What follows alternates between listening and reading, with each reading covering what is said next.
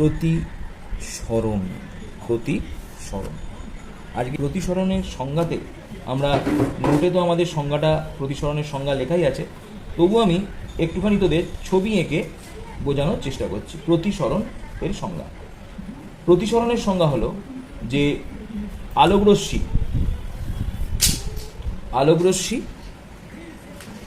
ভালো করে বুঝে নে। আলোকরশ্মি এটা হচ্ছে ধরে নিই প্রথম মাধ্যম, এটা হলো প্রথম মাধ্যম আর এটা হলো দ্বিতীয় মাধ্যম। বলছে আলোকরশ্মি কোনো একটি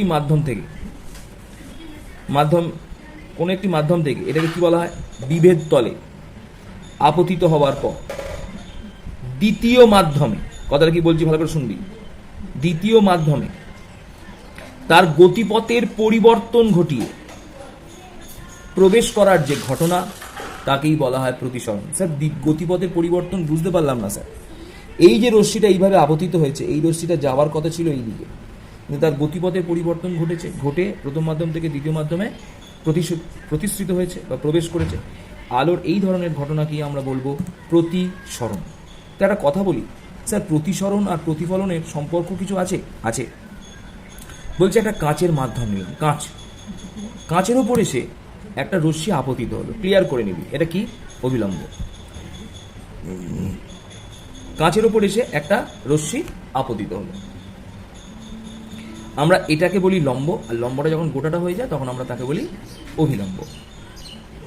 এটা কি রশ্মি, আপতিত রশ্মি, তীর চিহ্ন দিয়েছে। এটা কি কোণ, আপতন কোণ। তাহলে এখানে কি হলো, প্রতিফলন কোণ। এটা কি কোণ, প্রতিফলন কোণ। এটা কি রশ্মি, প্রতিফলিত রশ্মি। এই রশ্মিটা কোন দিকে যেতে পারতো, এদিকে, কিন্তু যাচ্ছে কোন দিকে, এইদিকে। এটা কি রশ্মি, প্রতিসৃত রশ্মি। আমি ক্লিয়ার করছি ব্যাপারটা। তো দেখা যায় যেখানে প্রতিসরণ হয়, ভালো করে শুনবি কিন্তু কথাটা, সেখানে কিছুটা প্রতিফলন হবেই। তাই কাঁচের আলমারিতে যখন কাঁচ যে আলমারির সামনে কাঁচ দেওয়া থাকে, সেই আলমারির সামনে যদি আলো একটু কম থাকে, দেখবি সেই কাঁচেতেও, আয়না নয় কিন্তু, কাঁচেতেও খানিকটা মুখ দেখা যায়। এই মুখ দেখার ঘটনাটা কিন্তু প্রতিফলন। এবং ওই কাঁচের মধ্যে দিয়ে আলো সহজেই প্রবেশ করে যেতে পারে। তার জন্য আমরা কি করি, কাঁচের মধ্যে যা বস্তুগুলো রাখা থাকে আমরা সেই আলমারির মধ্যে বস্তুগুলোকে দেখতে পাই। তাহলে দেখতে পাওয়ার জন্য কোন ধর্ম কাজ করছে, প্রতিসরণ। তার মানে একটা জিনিস ক্লিয়ার করে দিলাম আজকে, যে প্রতিফলন ও প্রতিসরণ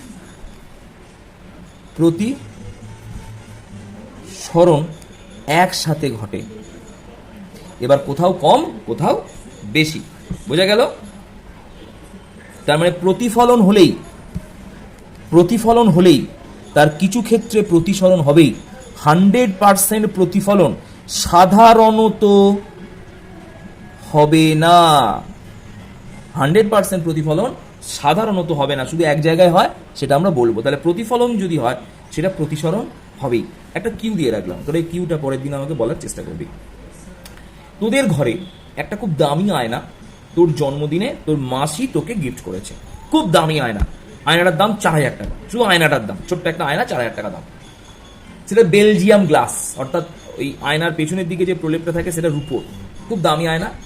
সেটাতে তুই যখন মুখ দেখিস, তোর যা গায়ের কালার তার থেকে অনেক উজ্জ্বল লাগে।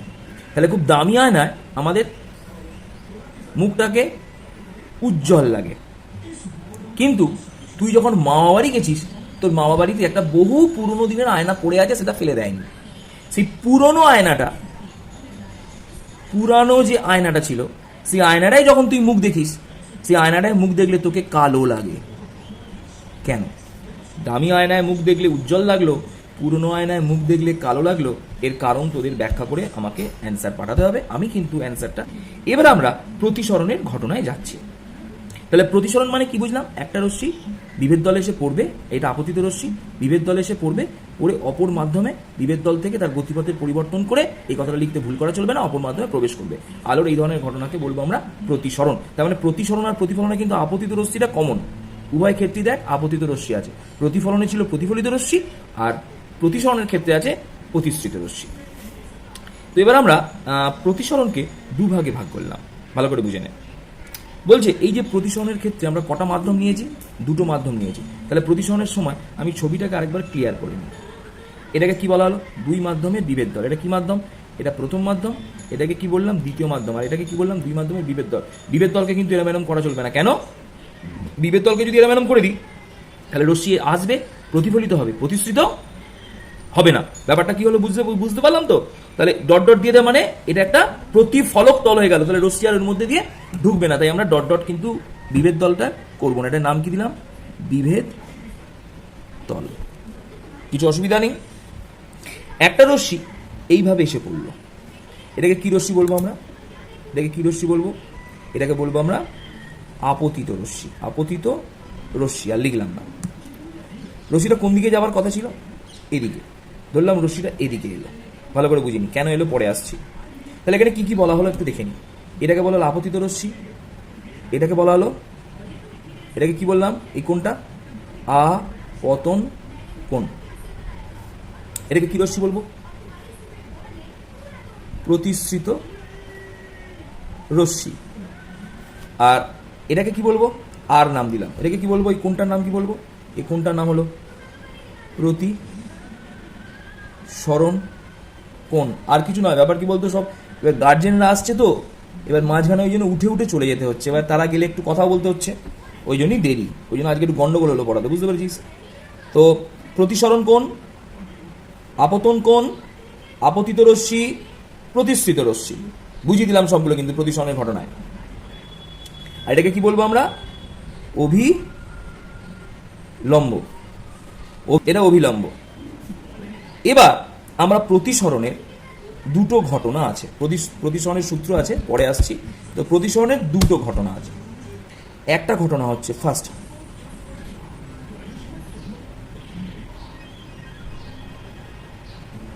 লঘুতর মাধ্যম থেকে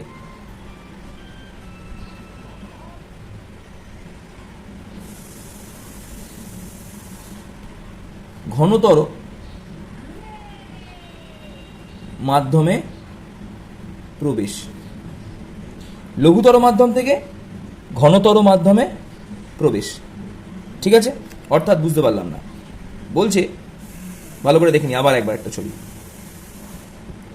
বলছে এটা প্রথম মাধ্যম, এটা দ্বিতীয় মাধ্যম। তাহলে প্রতিফলনের জন্য মাধ্যম লাগে একটা, প্রতিসরণের জন্য কিন্তু মাধ্যম লাগে দুটো।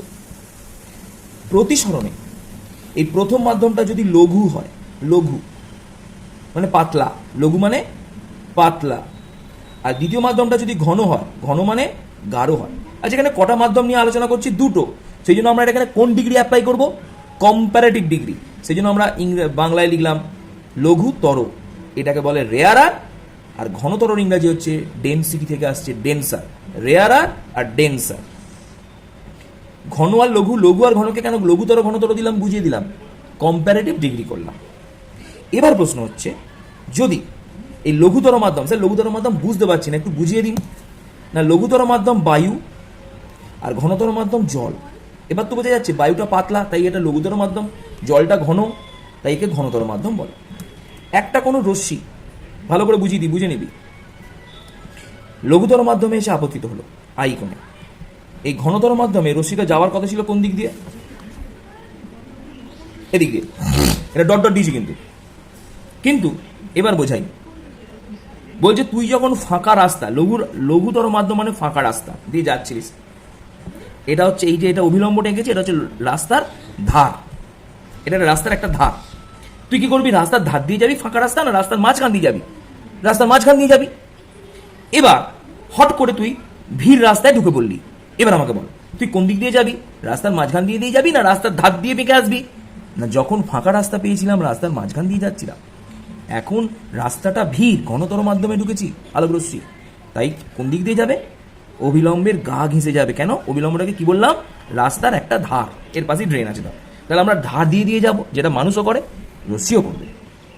তার ফলে দেখা গেল লঘুতর মাধ্যম থেকে ঘনতর মাধ্যমে যদি আলোক রশ্মি প্রবেশ করে, তাহলে প্রতিশ্রিত রশ্মি কোন দিকে সরে আসে? কোন দিকে সরে এলো রশ্মিটা? রশ্মিটা যাওয়ার কথা ছিল এদিকে, এদিকে সরে এলো। কোন দিকে সরে এলো? লম্বের দিকে সরে আসে। কেন কিন্তু বুঝিয়ে দিলাম, ফাঁকা রাস্তা থেকে ভিড় রাস্তায় এসেছি, রাস্তার পাশ দিয়ে দিয়ে যাব, ধার দিয়ে দিয়ে, এটা হচ্ছে রাস্তার ধার, ধারটাকে কি বললাম? অবিলম্ব। তো এখানে একটা জিনিস লক্ষ্য করে দেখ, এই কোণটা বড় না এই কোণটা বড়? কোন কোণটা বড়? হ্যাঁ, এই কোণটা বড়। অর্থাৎ যদি রশ্মি লঘুতর থেকে ঘনতর মাধ্যমে প্রবেশ করে তখন আপতন কোণ আই গ্রেটার দেন প্রতিসরণ কোণ। প্রতিসরণ কোণ কি দিয়ে লেখা হয়? আর। তাহলে এটা ক্লিয়ার হলো।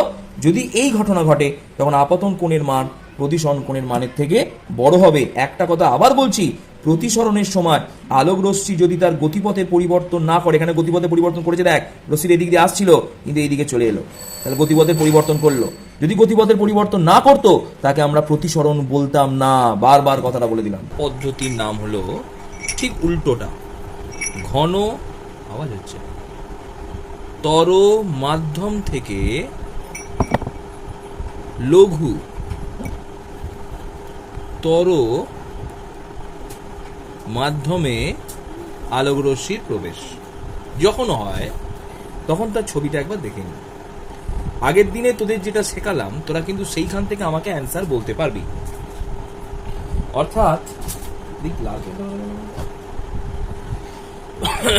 অর্থাৎ এটা হলো ঘনতর মাধ্যম আর এটা হলো লঘুতর মাধ্যম। ঘনতর মাধ্যম থেকে লঘুতর মাধ্যমে যখন আলোক রশ্মি আপতিত হয়, এটা রাস্তাটা ছিল কি ঘন। এবার ভিড় রাস্তা থেকে মানুষ যখন ফাঁকা রাস্তা পায় তখন কোন দিক দিয়ে যাওয়ার চেষ্টা করে? এই রশ্মিটা এমনি যেত কোন দিক দিয়ে? রশ্মিটা এই দিক দিয়ে যাওয়ার চেষ্টা করতো, স্ট্রেট। এটা কি বলেছিলাম? রাস্তার ধার বা ড্রেনের পাশটা। যখন আমি ভিড় রাস্তা থেকে ফাঁকা রাস্তার মধ্যে ঢুকছি তখন আলোক রশ্মি ধার থেকে মাঝখানের দিকে চলে যাওয়ার চেষ্টা করবে। অর্থাৎ সে চাইবে যে রাস্তার মাঝখান দিয়ে যাব। মাঝখান মানে এটাকে বলা হয় অভিলম্ব। অভিলম্ব থেকে সে তখন দূরে সরে যাবে। ব্যাপারটা বুঝে দেখ, এই রশ্মিটা এমনি অবস্থায় এই লাইন দিয়ে যেত, স্ট্রেট লাইনটা, কিন্তু সে সেখান থেকে কি হলো, সরে গেল অনেকটা। কেন না রাস্তাটা ঘন থেকে সে ফাঁকা পেয়েছে, তাই অভিলম্ব থেকে দূরে সরে গেছে। তাহলে এখানে আপতন কোণ কোনটা? এইটা আপতন কোণ। এটা যদি নাম দিই, অবিলম্বের নাম দিলাম এন ড্যাশ, এটা নাম দিলাম এ, এটা নাম দিলাম ও, এটার নাম দিলাম বি। তাহলে দেখা গেল আর এটা হচ্ছে প্রতিসরণ কোণ। এই কোণটাকে কি বলা হলো তখন? প্রতিসরণ কোণ। এটা কি রশ্মি? প্রতিসৃত রশ্মি। এটা কি রশ্মি? আপতিত রশ্মি। এটা কি কোণ? আপতন কোণ। আর এটা কি কোণ? প্রতিসরণ কোণ। তো এবার এখানে দেখা গেল আপতন কোণটার মান হচ্ছে অ্যাঙ্গেল AON আর প্রতিসরণ কোণটার মান হলো অ্যাঙ্গেল BON, অনবন। ঠিক আছে? এবার এখানে এই ছবি থেকে দেখা গেল যে এই ক্ষেত্রে আপতন কোণ I লেস দেন প্রতিসরণ কোণ R। অর্থাৎ আমরা লঘুতর মাধ্যম থেকে ঘনতর মাধ্যমে যখন গিয়ে আলোক রশ্মিকে প্রবেশ করিয়েছিলাম তখন আপতন কোণ প্রতিসরণ কোণের থেকে বড় ছিল। আর যখন আমরা ঘনতর মাধ্যম থেকে লঘুতর মাধ্যমে প্রবেশ করছি তখন দেখছি আপতন কোণ প্রতিসরণ কোণের থেকে ছোট হয়ে যাচ্ছে। তার মানে এটা অভিলম্বের কাছে সরে এসেছিল আর এক্ষেত্রে এটা অভিলম্বের দূরে সরে গেল। কি করে এটা বোঝার চেষ্টা করব? ওই ফাঁকা রাস্তা আর ভিড় রাস্তা দিয়ে। এই প্রতিসরণ সংক্রান্ত স্নেল একটা পরীক্ষা একটা সূত্র দিয়েছিল। প্রতিসরণ সংক্রান্ত একটা সূত্র আছে। সূত্রটা দুটো পার্ট। 1 নম্বর পার্ট, সূত্রের 1 নম্বর পার্ট, আপতিত রশ্মি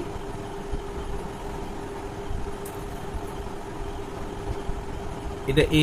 2 নম্বর হচ্ছে প্রতিসৃত রশ্মি,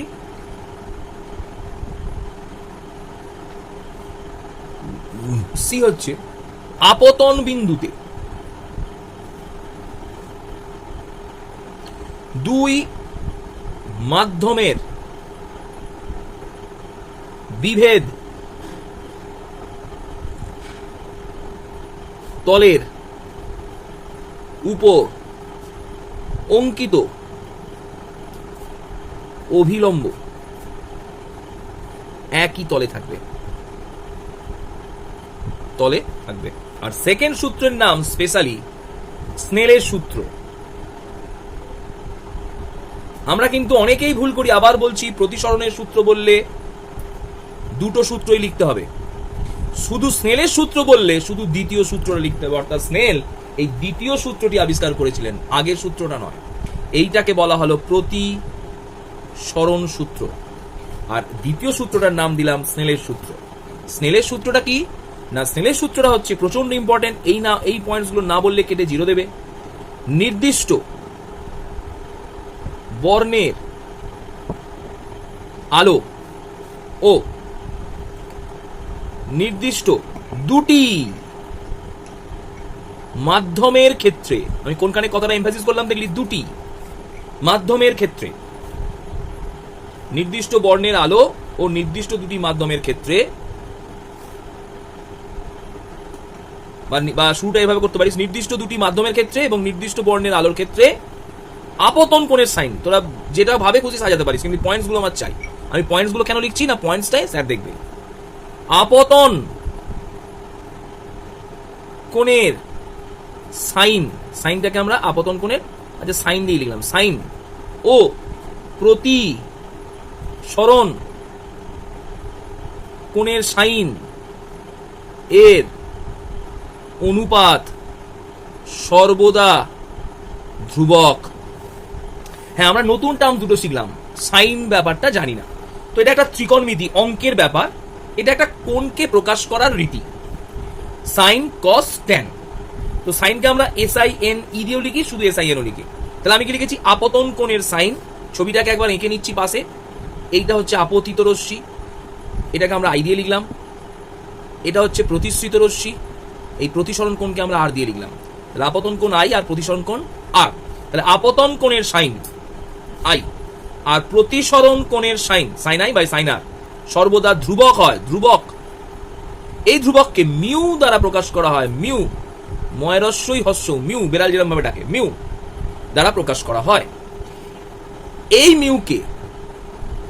মিউকে কি বলা হয় ভালো করে দেখ, এটা হচ্ছে প্রথম মাধ্যম, মাধ্যমটার নাম দিলাম A, এটা হলো দ্বিতীয় মাধ্যম, মাধ্যমটার নাম দিলাম B, এইটাকে বলা হচ্ছে বিভেদ তল, দুই মাধ্যমের বিভেদ তল। বিভেদ তল জিনিসটা বোঝার যদি অসুবিধা হয়, আমি বিভেদ তলটাকে তোদের ক্লিয়ার করে বলে দেবার চেষ্টা করছি। সেটা হোমিওপ্যাথি কাঁচের শিশি নিলি, হোমিওপ্যাথি শিশির মধ্যে একটুখানি জল নিলি ড্রপারে করে, অর্ধেকটা, আর অর্ধেকটা সাদা কেরোসিন তেল যদি জোগাড় করতে পারিস খুব ভালো হয়। ওই সাদা কেরোসিন তেল আগে যেটা ছিল আর কি, না পেলে নীল তেলও হবে, কেরোসিন তেল ড্রপারে করে কয়েক ফোঁটা ফেললাম। এবার দেখবো ওই জল আর কেরোসিন তেলের মাঝখানে একটা প্লেট তৈরি হয়েছে, প্লেট যেন মনে হচ্ছে কেউ একটা কাঁচের প্লেট ওর মধ্যে ছেড়ে দিয়েছে, পাতলা একটা স্তর। এবার যখনই হোমিওপ্যাথি শিশিটাকে নাড়বি চোখের সামনে রেখে, মানে চোখের লেভেলে রেখে, দেখবি যে ওই মাঝের প্লেটটা এরম করে হাতের মতো যেমন এরম ভাবে দোলাচ্ছে, এরম করে ভাসবে, অর্থাৎ কাঁপবে, এরম করে কাঁপবে, ঠিক গোল চাকতির মতো একটা পাতলা স্তর, যে স্তরটা জল এবং কেরোসিনকে বিভেদ করেছে, সেই স্তরটা কি বলা হলো, বিভেদ তল। ঠিক আছে, বিভেদ তলের কনসেপ্ট আমরা সবাই জানি। ধর বাবা কাকার মধ্যে ঝগড়া হলো, ঘরের মাঝখানে একটা পার্টিশন তুলে দেওয়া হলো, তাহলে পার্টিশনের একদিকটা বাবার আর পার্টিশনের অপর দিকটা, ইটের অপর পাশটা কিন্তু কাকার, এইটাকে বলা হলো বিভেদ প্রাচীর, বা এটা কি বলা হলো, আমরা এখানে এটাকে ইউজ করছি বিভেদ তল হিসাবে। তখন এই মিউটাকে কি বলা হলো, মিউটাকে বলা হচ্ছে, ভালো করে শুনে নে, A mu B, A mu B মানে হচ্ছে এ মাধ্যমের সাপেক্ষে বি মাধ্যমের প্রতিসরাঙ্ক। ক্লিয়ার কর জিনিসটা। তাহলে প্রতিসরাঙ্কটা কার, দ্বিতীয় মাধ্যমটার। কোন মাধ্যমের সাপেক্ষে, এ মাধ্যমের সাপেক্ষে। অর্থাৎ একটা মাধ্যম থেকে আরেকটা মাধ্যমে যখন রশ্মি প্রতিসৃত হয় তখন প্রতিসরাঙ্কটা কার, প্রতিসরাঙ্কটা হচ্ছে দ্বিতীয় মাধ্যমটার। কার সাপেক্ষে, প্রথম মাধ্যমের সাপেক্ষে। এই দুটো মাধ্যমকে কিন্তু স্নেল বলেছে স্থির রাখা বাঞ্ছনীয়। যদি এই মাধ্যমটা স্থির না রাখি তাহলে এইটাও ধ্রুবক হবে না। এই ধ্রুবকটাকে আমরা কি দিয়ে প্রকাশ করেছি, মিউ দিয়ে। মিউটাকে কি বলা হয়, প্রতিসরাঙ্ক। প্রতিসরাঙ্কটা কার মাধ্যমের সাপেক্ষে, প্রথম মাধ্যমের সাপেক্ষে দ্বিতীয় মাধ্যমের প্রতিসরাঙ্ক। আমরা এটাকে এ বি দিয়েও লিখতে পারি। তাহলে এ মাধ্যমের সাপেক্ষে বি মাধ্যমের প্রতিসরাঙ্ক। এই প্রতিসরাঙ্কটা যেহেতু প্রতিসরাঙ্কটা একটা মাধ্যমের সাপেক্ষে বলা হচ্ছে, তাই এই প্রতিসরাঙ্ক বা মিউটাকে বলা হয়, জেনে রাখ, একজনের সাপেক্ষে যখন কাউকে আলোচনা করা হয় তাকে বলা হয় আপেক্ষিক প্রতিসরাঙ্ক। কেন আপেক্ষিক প্রতিসরাঙ্ক বললাম? এখানে একটি মাধ্যমের সাপেক্ষে আর একটা মাধ্যমের প্রতিসরাঙ্ককে গণনা করা হচ্ছে বলে এটাকে বলা হলো আপেক্ষিক প্রতিসরাঙ্ক। ঠিক আছে, এখানে ওপরে আছে বায়ু বা ওপরে আছে কেরোসিন তেল, কেরোসিন, আর নিচে আছে জল। এবার একটা রশ্মি কেরোসিন তেলে এসে পড়ে জলের মধ্যে ঢোকার চেষ্টা করছে। কেরোসিনের থেকে জল ঘনতর মাধ্যম, তাই অবিলম্বের কাছে সরে এলো। ঠিক আছে, ফাঁকা রাস্তা। কেরোসিন তেল কি রাস্তা ছিল? লঘুতর মাধ্যম। জল কি রাস্তা? ঘনতর মাধ্যম। ফাঁকা রাস্তা থেকে ভিড় রাস্তা এলে কোন দিকে যাওয়ার চেষ্টা করবে? রাস্তার ধার দিয়ে আসার চেষ্টা করবে, তাই অবিলম্বে গা ঘেঁষে আসবে। এই কথাটা কিন্তু ইউজ করতে হবে, অবিলম্বের গা ঘেঁষে আসবে। তাহলে আপতন কোণের মান আই, প্রতিসরণ কোণের মান আর। তো এখানে একটা জিনিস লক্ষ্য কর, আপতন কোণ গ্রেটার দেন কিন্তু এখানে প্রতিসরণ কোণ, কারণ লঘুতর মাধ্যম থেকে ঘনতর মাধ্যমে প্রবেশ করলে আপতন কোণ প্রতিসরণ কোণের থেকে বড় হয়। এবার আমি যদি বলি এর স্নেল সূত্রকে যদি এখানে অ্যাপ্লাই করি, তাহলে লিখতে পারি sine i by sine r, sine i by sine r সমান মিউ। এই মিউটাকে কিভাবে লেখা হবে? ওপরে লিখবো কেরোসিন আর তলায় লিখবো, ঠিক এই জায়গায় লিখতে হবে, হ্যাঁ, জল। এদিকটায় কেরোসিন, এখানটা জল। তাহলে এর মানে কি হলো? এর মানে হলো কেরোসিনের সাপেক্ষে, কেরোসিন এর সাপেক্ষে, কেরোসিনের সাপেক্ষে জলের প্রতিসরাঙ্ক, কেরোসিনের সাপেক্ষে জলের প্রতিসরাঙ্ক। কিন্তু যদি আজকে আমি এটা নতুন করে শেখাচ্ছি, ধর এখানে নিলাম বায়ু বা কিছু নেই, শূন্য মাধ্যম, এখান থেকে রশ্মিটা যদি জলেতে ঢুকতো, এটা আপতিত রশ্মি, এটা প্রতিসরিত রশ্মি। বায়ু হচ্ছে পাতলা, জল হচ্ছে ঘন, তাহলে অবিলম্বের কি হবে? ভিড় রাস্তা, অবিলম্বের এদিকে যাওয়ার কথা ছিল স্ট্রেট, অবিলম্বের কাছে সরে এলো, তাই তো? তাহলে এখানে আপতন কোণটা বড় হবে, প্রতিসরণ কোণটা ছোট হবে। তখন এই ধরনের আমরা প্রতিসরণটাকে কি বলবো? একটু পাশে লিখি, স্নেল সূত্রের মতো সাইন আই বাই আপতন কোণের সাইন বাই প্রতিসরণ কোণের সাইনের অনুপাতকে মিউ বলা হবে। মিউ মাথায় কি লিখলাম? শূন্য, আর তলায় লিখলাম জল। জেনে রাখ, যখন প্রতিসরাঙ্কটা শূন্য মাধ্যমের সাপেক্ষে প্রকাশ করা হবে, যখন কোনো মাধ্যমের প্রতিসরাঙ্ককে শূন্য মাধ্যমের সাপেক্ষে বা বায়ু মাধ্যমের সাপেক্ষে প্রকাশ করা হবে, তখন সেই প্রতিসরাঙ্ককে আমরা নতুন নাম দেবো পরম প্রতিসরাঙ্ক।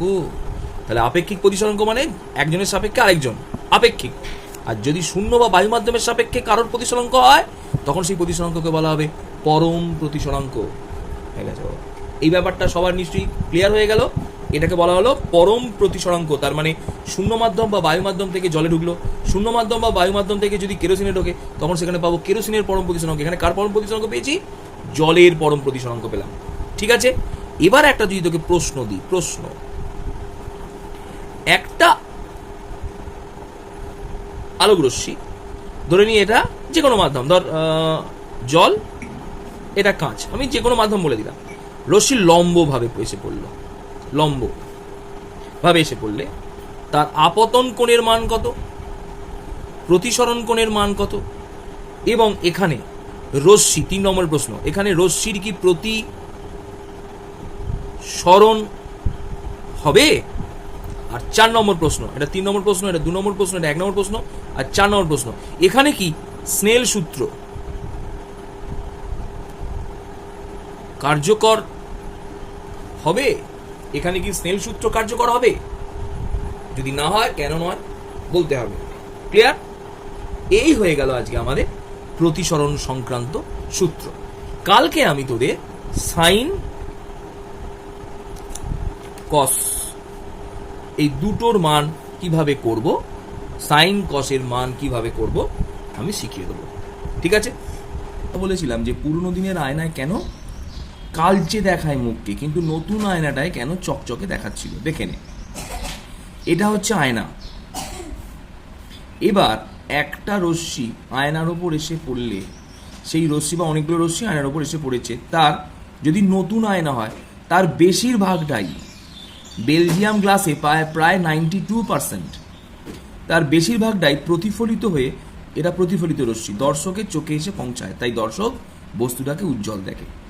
কিন্তু যদি আয়নাটা অনেক দিনের পুরনো হয় তখন আপতিত রশ্মি, এটা আপতিত রশ্মি, বেশ কিছুটা অংশ আয়নার মধ্যে দিয়ে প্রতিসৃত হয়ে যায়। প্রতিসৃত হওয়ার কারণ কি না, প্রতিসৃত হওয়ার কারণ হচ্ছে আয়নার মধ্যে এই প্রলেপটা আস্তে আস্তে নষ্ট হয়ে গেছে।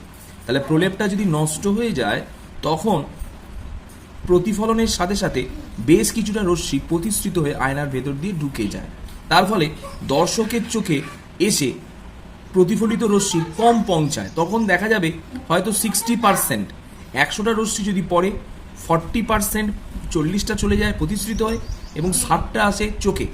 তখন আমরা সেই বস্তুটাকে অপেক্ষাকৃত কালচে বা অস্পষ্ট দেখি। কিন্তু অর্থাৎ কারণটা তাহলে কি বললাম, এখানে রশ্মি প্রতিসরণ ঘটে, প্রতিসরণ ঘটে।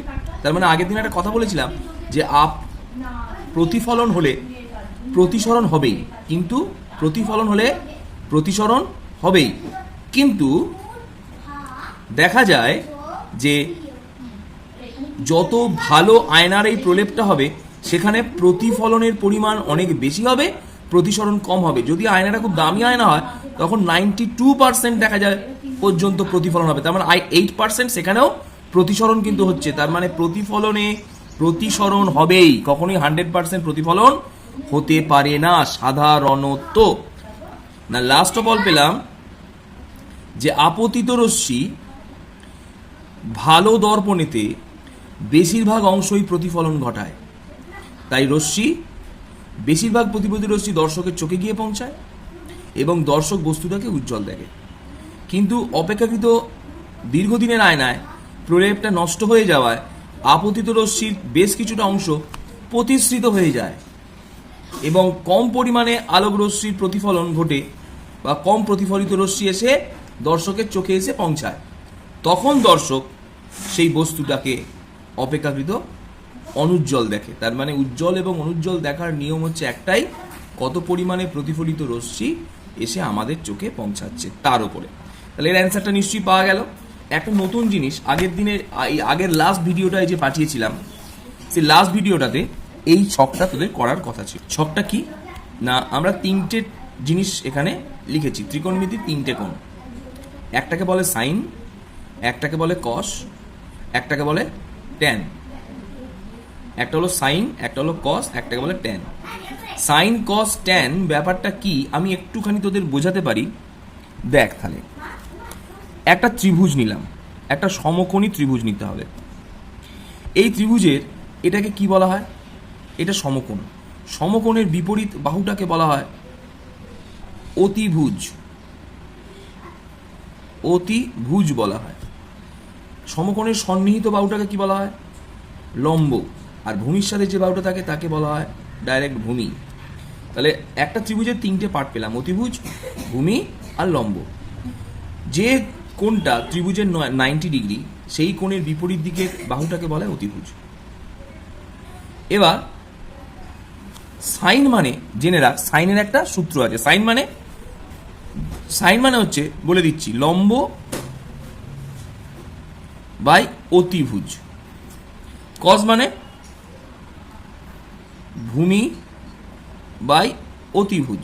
আর ট্যান মানে বলে রাখি, ট্যান মানে সাইন বাই কস। অঙ্কটা কিন্তু শিখিয়ে দিলাম আজকে তোদের। ট্যান মানে হচ্ছে সাইন বাই কস।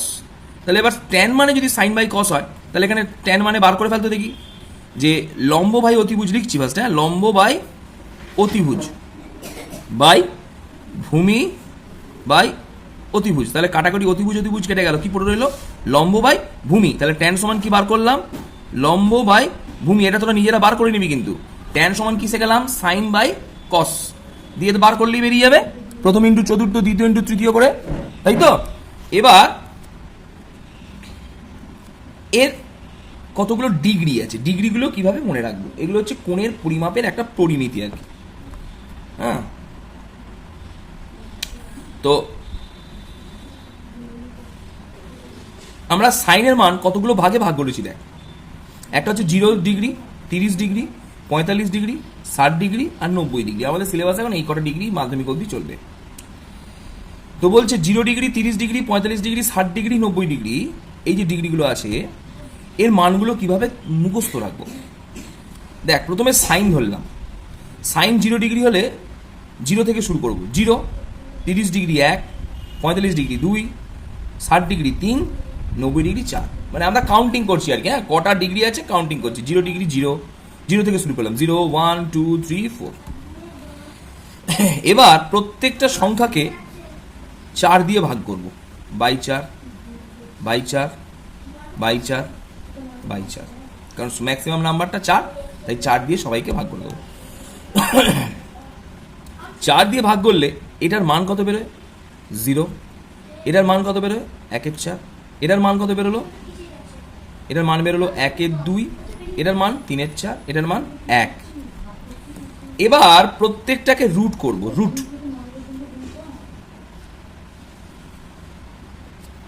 রুট করলে না মানটা কি আসে লিখছি। 0 রুট 0, 1/√4, তাহলে 1 স্কোয়ার 1 রুট মানে 1, আর 4-এর রুট করলে কত আসে? 2, তাহলে কত এলো? 1-এর 2। নিশ্চয়ই বুঝতে পেরেছিস। এবার 1-এর 2-এর রুট করলে কি হয়? 1-এর রুট 1, 2-এর রুট √2, 1/√2 বলে দিলাম। এটা কি হবে? √3টা √3, আর টোটালের রুট তো, তাহলে 4-এরও রুট, তাহলে কি হবে? 2। তাহলে কি অ্যান্সারটা কি দাঁড়াবে? √3/2, √3/2। আর 1-এর রুট করলে কি বেরোয়? 1 বেরোয়। তাহলে আমরা কি পেলাম নাম্বারটা সাইনের? 0, হাফ, 1/√2, √3/2 আর 1। এবার কস হচ্ছে সাইনের ঠিক উল্টো, তাহলে যেটায় 90 ডিগ্রি সেটায় 0তে আসবে কত? 1। যেটায় 60 ডিগ্রি উল্টে দেবো, মানে এটাকে জাস্ট এরকম উল্টে দেবো। কত এলো? √3/2। তারপর কত এলো? 1/√2। এটা বাঁ দিক থেকে ডান দিক, আমরা এইটাকে জাস্ট উল্টে দিলে ডান দিক থেকে বাঁ দিকে লেখাটা পরপর লিখে যাচ্ছি। দেখ, তারপর কত এলো? হাফ। তারপর কত এলো? 0। তাহলে আমরা সাইনেরও মান পেয়ে গেলাম। আমার এটুকু শেখালেই প্রয়োজন ছিল। আমি কসেরও মান তোদের এখানে শিখিয়ে দিলাম, সাইনেরও মান শিখিয়ে দিলাম, কসেরও মান শিখিয়ে দিলাম। ক্লিয়ার? এবার 0/1, 0কে কোনো সংখ্যা দিয়ে ভাগ করলে কত হয়? তাহলে এটা কি করে করবো? ট্যানটা সাইন বাই কস। 0/1 সমান কত এলো? 0। কোনো সংখ্যাকে 0 দিয়ে ভাগ করলে সেটা 0 হয়। এবার কত হলো? Half by √3/2। প্রথম ইন্টু চতুর্থ, দ্বিতীয় ইন্টু তৃতীয়, তাহলে এটা কাটাকাটি করে গিয়ে দাঁড়ালো 1/√3। এভাবে আমরা সবগুলো করতে পারবো। এটা কাটাকুটি করে গিয়ে হলো 1। এইভাবে আমরা করে নেবো। আর এটা হচ্ছে 1/0, এটা শিখিয়ে রাখি। 1/0 কোনো সংখ্যাকে 0 দিয়ে ভাগ করলে সেটা হয় অসংজ্ঞাত। অসংজ্ঞাত মানে জানা যায় না এই মানটা। অনেক সময় মানটাকে অসীমও বলা হয়। তাহলে আমরা আজকে যে মানগুলো শিখলাম, আমার প্রয়োজন সেই মানগুলোকে আরেকবার রিপিট করে দিই। Sine 0, 0, sine 30, half, sine 45, 1/√2, sine 60, √3/2, sine 90, 1। এই মানগুলো শিখে গেলাম। কেন? এই মানগুলো আবার স্নেলের সূত্রে অঙ্কের জন্য লাগবে। ক্লিয়ার? বলছে যখন কোনো রশ্মি অভিলম্ব বরাবর এসে পড়ে, সেটা যে কোনো মাধ্যমই হোক না কেন, বায়ু হোক আর কাঁচি হোক, বুঝে নি। অভিলম্ব বরাবর এসে পড়লে তার আপতন কোণ আই সবসময় কি দিয়ে মাপতে হয়? আইকে সবসময় মাপতে হয় অভিলম্বের সাথে। তাহলে অভিলম্বের সাথে যদি যে রশ্মি এসে পড়ছে, সেই রশ্মি অভিলম্বের সাথে কত কোণ করবে? 0 ডিগ্রি। তখন প্রতিসৃত রশ্মি, যদিও তাকে প্রতিসৃত রশ্মি বলা যায় না, প্রতিসৃত রশ্মি সরাসরি অভিলম্ব বরাবর চলে যাবে, গতিপথের কোনো রকম কোনো পরিবর্তন ঘটাবে না। তখন প্রতিসৃত রশ্মি হবে 0 ডিগ্রি। অর্থাৎ অবিলম্বভাবে পড়া কোনো আপতিত রশ্মি গতিপথের পরিবর্তন না ঘটিয়ে দ্বিতীয় মাধ্যমে সরাসরি প্রবেশ করে যায় অবিলম্ব বরাবর। এখানে যেহেতু তাহলে আপতন কোণ 0 ডিগ্রি হলো, প্রতিসরণ কোণ 0 ডিগ্রি হলো। এখানে যেহেতু রশ্মির কোনরূপ গতিপথের পরিবর্তন হলো না, গতিপথের পরিবর্তন হলো না, তাই একে আমরা প্রকৃতপক্ষে প্রতিসরণ প্রতিসরণ বলা যাবে না, এবং এক্ষেত্রেও স্নেল সূত্র কার্যকর হবে না। এখানে স্নেল সূত্র কার্যকর হবে না। ক্লিয়ার? এর অ্যান্সারটা, আগের অ্যান্সারটা দিয়ে দিলাম। তোর অ্যান্সারটা কিন্তু গুছিয়ে লিখে নেবার সবাই চেষ্টা করবি। যারা লিখতে না পারবি, এখানে যারা যারা অ্যান্সার পাঠাবি তাদের থেকে তারা লিখে নিবি। এরপরে আমরা কিছু অঙ্ক দিচ্ছি, কিছু কোয়েশ্চেন। স্নেলের সূত্রের অঙ্ক শিখে রাখ, টেনেতে গিয়ে আবার শিখতে হবে। তাহলে আমরা আগে থেকে শিখে রাখলাম, খুব ইজি দেখবি। আমি যখন পড়াচ্ছি জায়গাটা ইজি লাগবেই, তো ইজি লাগবে যদি করিস তোরা নিজেরা। দেখ আমি এটা বলি ফার্স্টে। হ্যাঁ, স্নেলের সূত্রের একটা অঙ্ক করাবো, আর এখানে চ্যুতি কোণ বার করবো। আচ্ছা, ফার্স্টে কিছু পড়াই তারপর কোশ্চেন দেবো। তাহলে আমরা প্রতিফলন এর চ্যুতি কোণ নির্ণয় করছি। চ্যুতি কোণের শব্দের অর্থ কি? চ্যুতি কোণ শব্দের অর্থ হলো পথ থেকে কতটা বিচ্যুতি হলো। অর্থাৎ ধর তুই যাচ্ছিলিস সোজা, ধর তোদের বাড়ি থেকে তোদের স্কুলের দিকে, হট করে মাঝ রাস্তায় একটা বন্ধুর সঙ্গে দেখা হয়, তোরা সিনেমা চলে গেলি, তাহলে কতটা তোদের পথের বিচ্যুতি ঘটলো, সেটাকেই বলা হয় চ্যুতি। যেমন প্রতিফলনের চ্যুতি আমি তোকে বোঝাই। প্রতিফলনের চ্যুতিটা একটু বুঝে নি। এটা অভিলম্ব, এটা প্রতিফলক তল। প্রতিফলক তল কি করে আঁকছি দেখেছিস? কিন্তু প্রতিফলক তলকে এইভাবে আঁকা যায়, কিন্তু দুই মাধ্যমে বিভেদ তলকে কিন্তু এইভাবে আঁকা যাবে না। ঠিক আছে? তাহলে এটা হচ্ছে প্রতিফলক তলের উপর আঁকা অভিলম্ব। এবার একটা রশ্মি, আপতিত রশ্মি এইভাবে এসে পড়লো, তীর চিহ্ন দিয়েছি। অবিলম্বে কোনো তীর চিহ্ন নেই, ডট ডটও আঁকতে পারিস, স্ট্রেট লাইনও আঁকতে পারিস, ডট ডটও আঁকতে পারিস কিন্তু, হ্যাঁ, অবিলম্বকে। এটা হলো আপতন কোণ। আপতন কোণের মান হচ্ছে 30 ডিগ্রি। তোকে প্রশ্ন দিল যে চ্যুতি কোণের মান কত, কি করে চ্যুতি কোণ বার করব? চ্যুতি কোণের সূত্রটা একবার দেখি, তার আগে এটা দেখে নিই। আমরা কি জানি প্রতিফলনের সূত্র থেকে? আপাতন কোণও যতটা, প্রতিফলন কোণও ততটা। আপাতন কোণও যতটা, প্রতিফলন কোণও ততটা। ক্লিয়ার? তাহলে আপাতন কোণ যদি 30 ডিগ্রি হয়, তাহলে প্রতিফলন কোণও কত হবে? 30 ডিগ্রি। এটা আমরা আগে প্রতিফলন সংক্রান্ত সূত্রে, কিচ্ছু বন্ধ মিথ্যা বলবি না, প্রতিফলন সংক্রান্ত সূত্রে আমরা পেয়েছিলাম আপতন কোণ এবং প্রতিফলন কোণ পরস্পর সমান। তাহলে রশ্মিটা, এবার আমাকে বুঝে বল, রশ্মিটা যাবার কথা ছিল কোন দিকে? এই দিকে। রশ্মিটা গেল কোন দিকে? এই দিকে। তাহলে পথের কি ঘটলো? পথের বিচ্যুতি ঘটেছে। যাওয়ার কথা ছিল এই দিক বরাবর, তাহলে বিচ্যুতি ঘটেছে কতটা? বিচ্যুতিটাকে আমি এইভাবে দেখালাম, এই এতটা বিচ্যুতি ঘটেছে। এই কোণটা তার বিচ্যুতি। বিচ্যুতি মানে নিশ্চয়ই বোঝা যাচ্ছে যেদিকে যাবার কথা ছিল সেই দিক থেকে সে কতটা বেঁকে গেছে, সেটা কি বলে? বিচ্যুতি। এবার তাহলে বিচ্যুতি বা চ্যুতির একটা সূত্র বার করছি।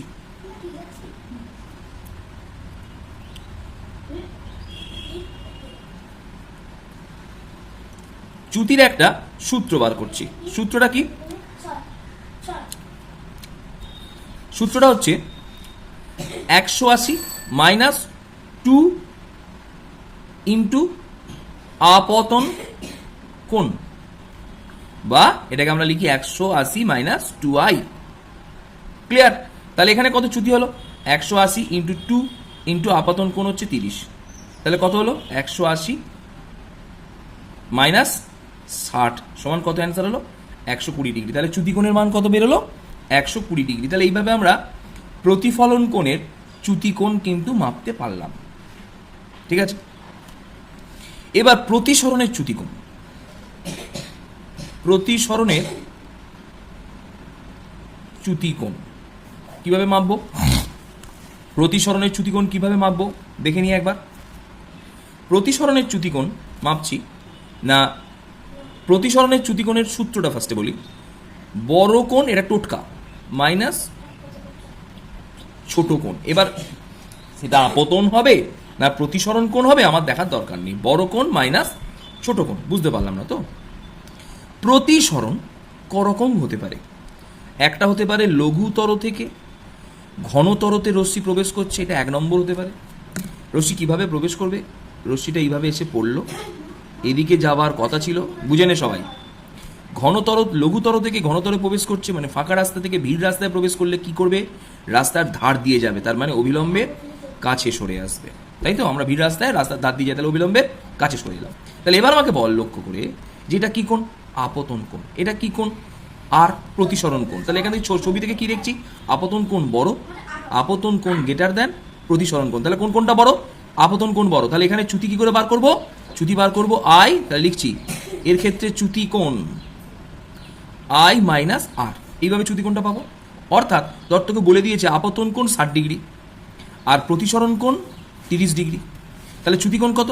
না আপতন কোণ 60টা বড়টা ফার্স্টে, তারপর ছোট 30 সমান চ্যুতি কোণ 30 ডিগ্রি। বুঝাতে পারলাম? আবার 2 নম্বরে চলে যাচ্ছি।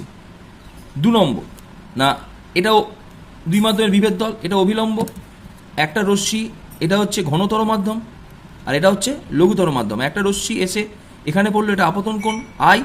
রশ্মিটা যাবার কথা ছিল এই দিক দিয়ে, ভিড় রাস্তা থেকে ফাঁকা রাস্তায় ঢুকেছে, তাহলে হাত পা ছড়িয়ে রাস্তার মাঝখান দিয়ে যাবে, তাহলে অবিলম্ব থেকে কি হবে? দূরে সরে গেল।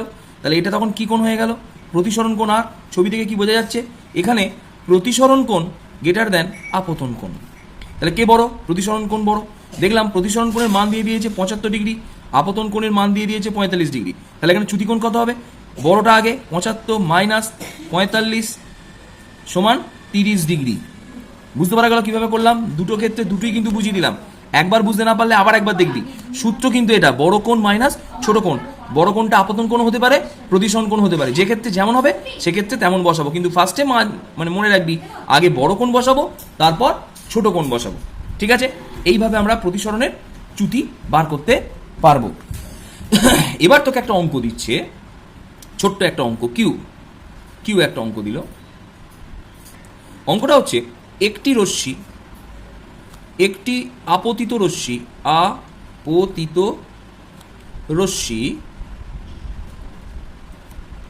ভূমির সহিত 30 ডিগ্রি কোণ করে, 30 ডিগ্রি কোণ করে। রশ্মিটির চ্যুতি কত? রশ্মিটির চ্যুতি কত? রশ্মিটির চ্যুতি কত? ক্লিয়ার? দ্বিতীয় প্রশ্ন, একটা অঙ্ক দিচ্ছি, দ্বিতীয় একটা অঙ্ক কিউ।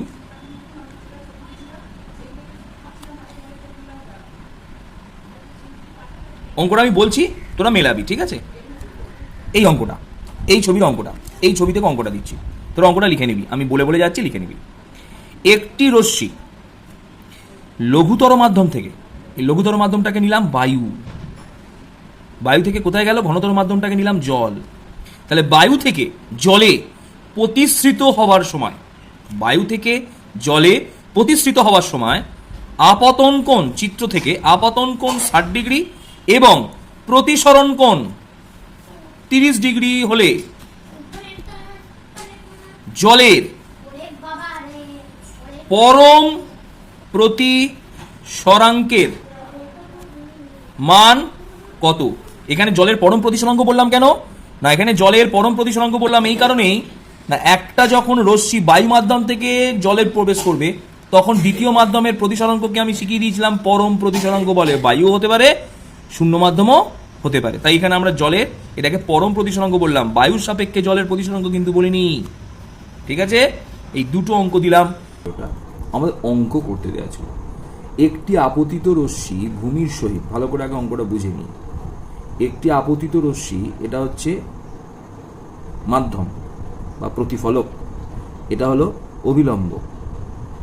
এখানে এসে বা যদি এটা প্রতিফলক হয় তাহলে এই ছবিটা হবে না, ঠিক আছে? ক্লিয়ার? শুধু এইটুকু পার্ট হবে। আর যদি এটা স্বচ্ছ মাধ্যম হতো তাহলে এটা গোটাটা হতো, ঠিক আছে? তাহলে এটা একটা প্রতিফলক যদি হয়, তার উপর লম্বটা কীভাবে আঁকবো? এটাকে বলে লম্ব। কীভাবে আঁকবো? এইটুকু হাফ পোর্শন। এবার বলছে এখানে একটা রশ্মি এসে আপতিত হয়েছে, সেই রশ্মিটা ক্লিয়ার করে নে, রশ্মিটা ভূমির সাথে কত কোণ বলেছে? 30 ডিগ্রি। কার সাথে বলেছে? ভূমির সাথে 30 ডিগ্রি কোণ করে, তার মানে লম্বের সাথে নয়, ভূমির সাথে কত কোণ করে? 30 ডিগ্রি। এইটাই অঙ্কের এখানে প্যাঁচটা। তাহলে ভূমির সাথে যদি 30 ডিগ্রি করে, তাহলে লম্বের সাথে কত কোণ? না এটা 90 ডিগ্রি, 30 বাদ দিলে এটা কত পড়ে থাকে? 60 ডিগ্রি। তাহলে আপতন কোণটা কত হলো? আপতন কোণ মানে আই 60 ডিগ্রি। তাহলে প্রতিফলন কোণ কত হবে? প্রতিফলনের সূত্র অনুসারে আপতন কোণও যা, প্রতিফলন কোণ আই ড্যাশ দিয়েও লিখতে পারিস, আই ড্যাশও কত হবে? 60 ডিগ্রি। তাহলে চ্যুতি কত? চ্যুতির সূত্র কি শিখিয়েছিলাম? প্রতিফলনের চ্যুতির সূত্র কি শিখিয়েছিলাম? প্রতিফলনের চ্যুতির সূত্র শিখিয়েছিলাম 180 মাইনাস 2i। তাহলে কত দাঁড়ালো?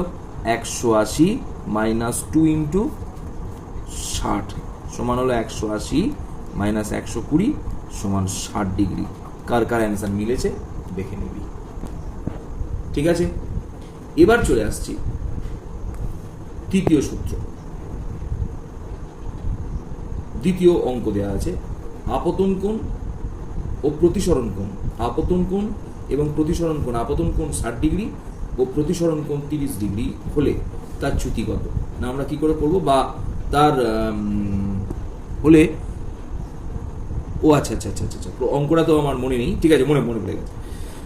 বলছি একটি রশ্মি, ভালো করে শুনে নাও অঙ্কটা একবার। একটি রশ্মি বায়ু মাধ্যম থেকে বা শূন্য মাধ্যম থেকে জলে প্রবেশ করার সময় আপতন কোণ ছিল 60 ডিগ্রি এবং জলে প্রবেশ করার সময়, জল যেহেতু ঘনতর, বায়ুর থেকে জল নিশ্চয়ই ঘন, তাহলে কি হবে? অবিলম্বে কাছে সরে আসবে, এই কোণটা হয়েছে 30 ডিগ্রি। তাহলে আপতন কোণ 60 ডিগ্রি আর প্রতিসরণ কোণ কত হবে? 30 ডিগ্রি হলে জলের পরম প্রতিসরাঙ্কের মান চেয়েছে।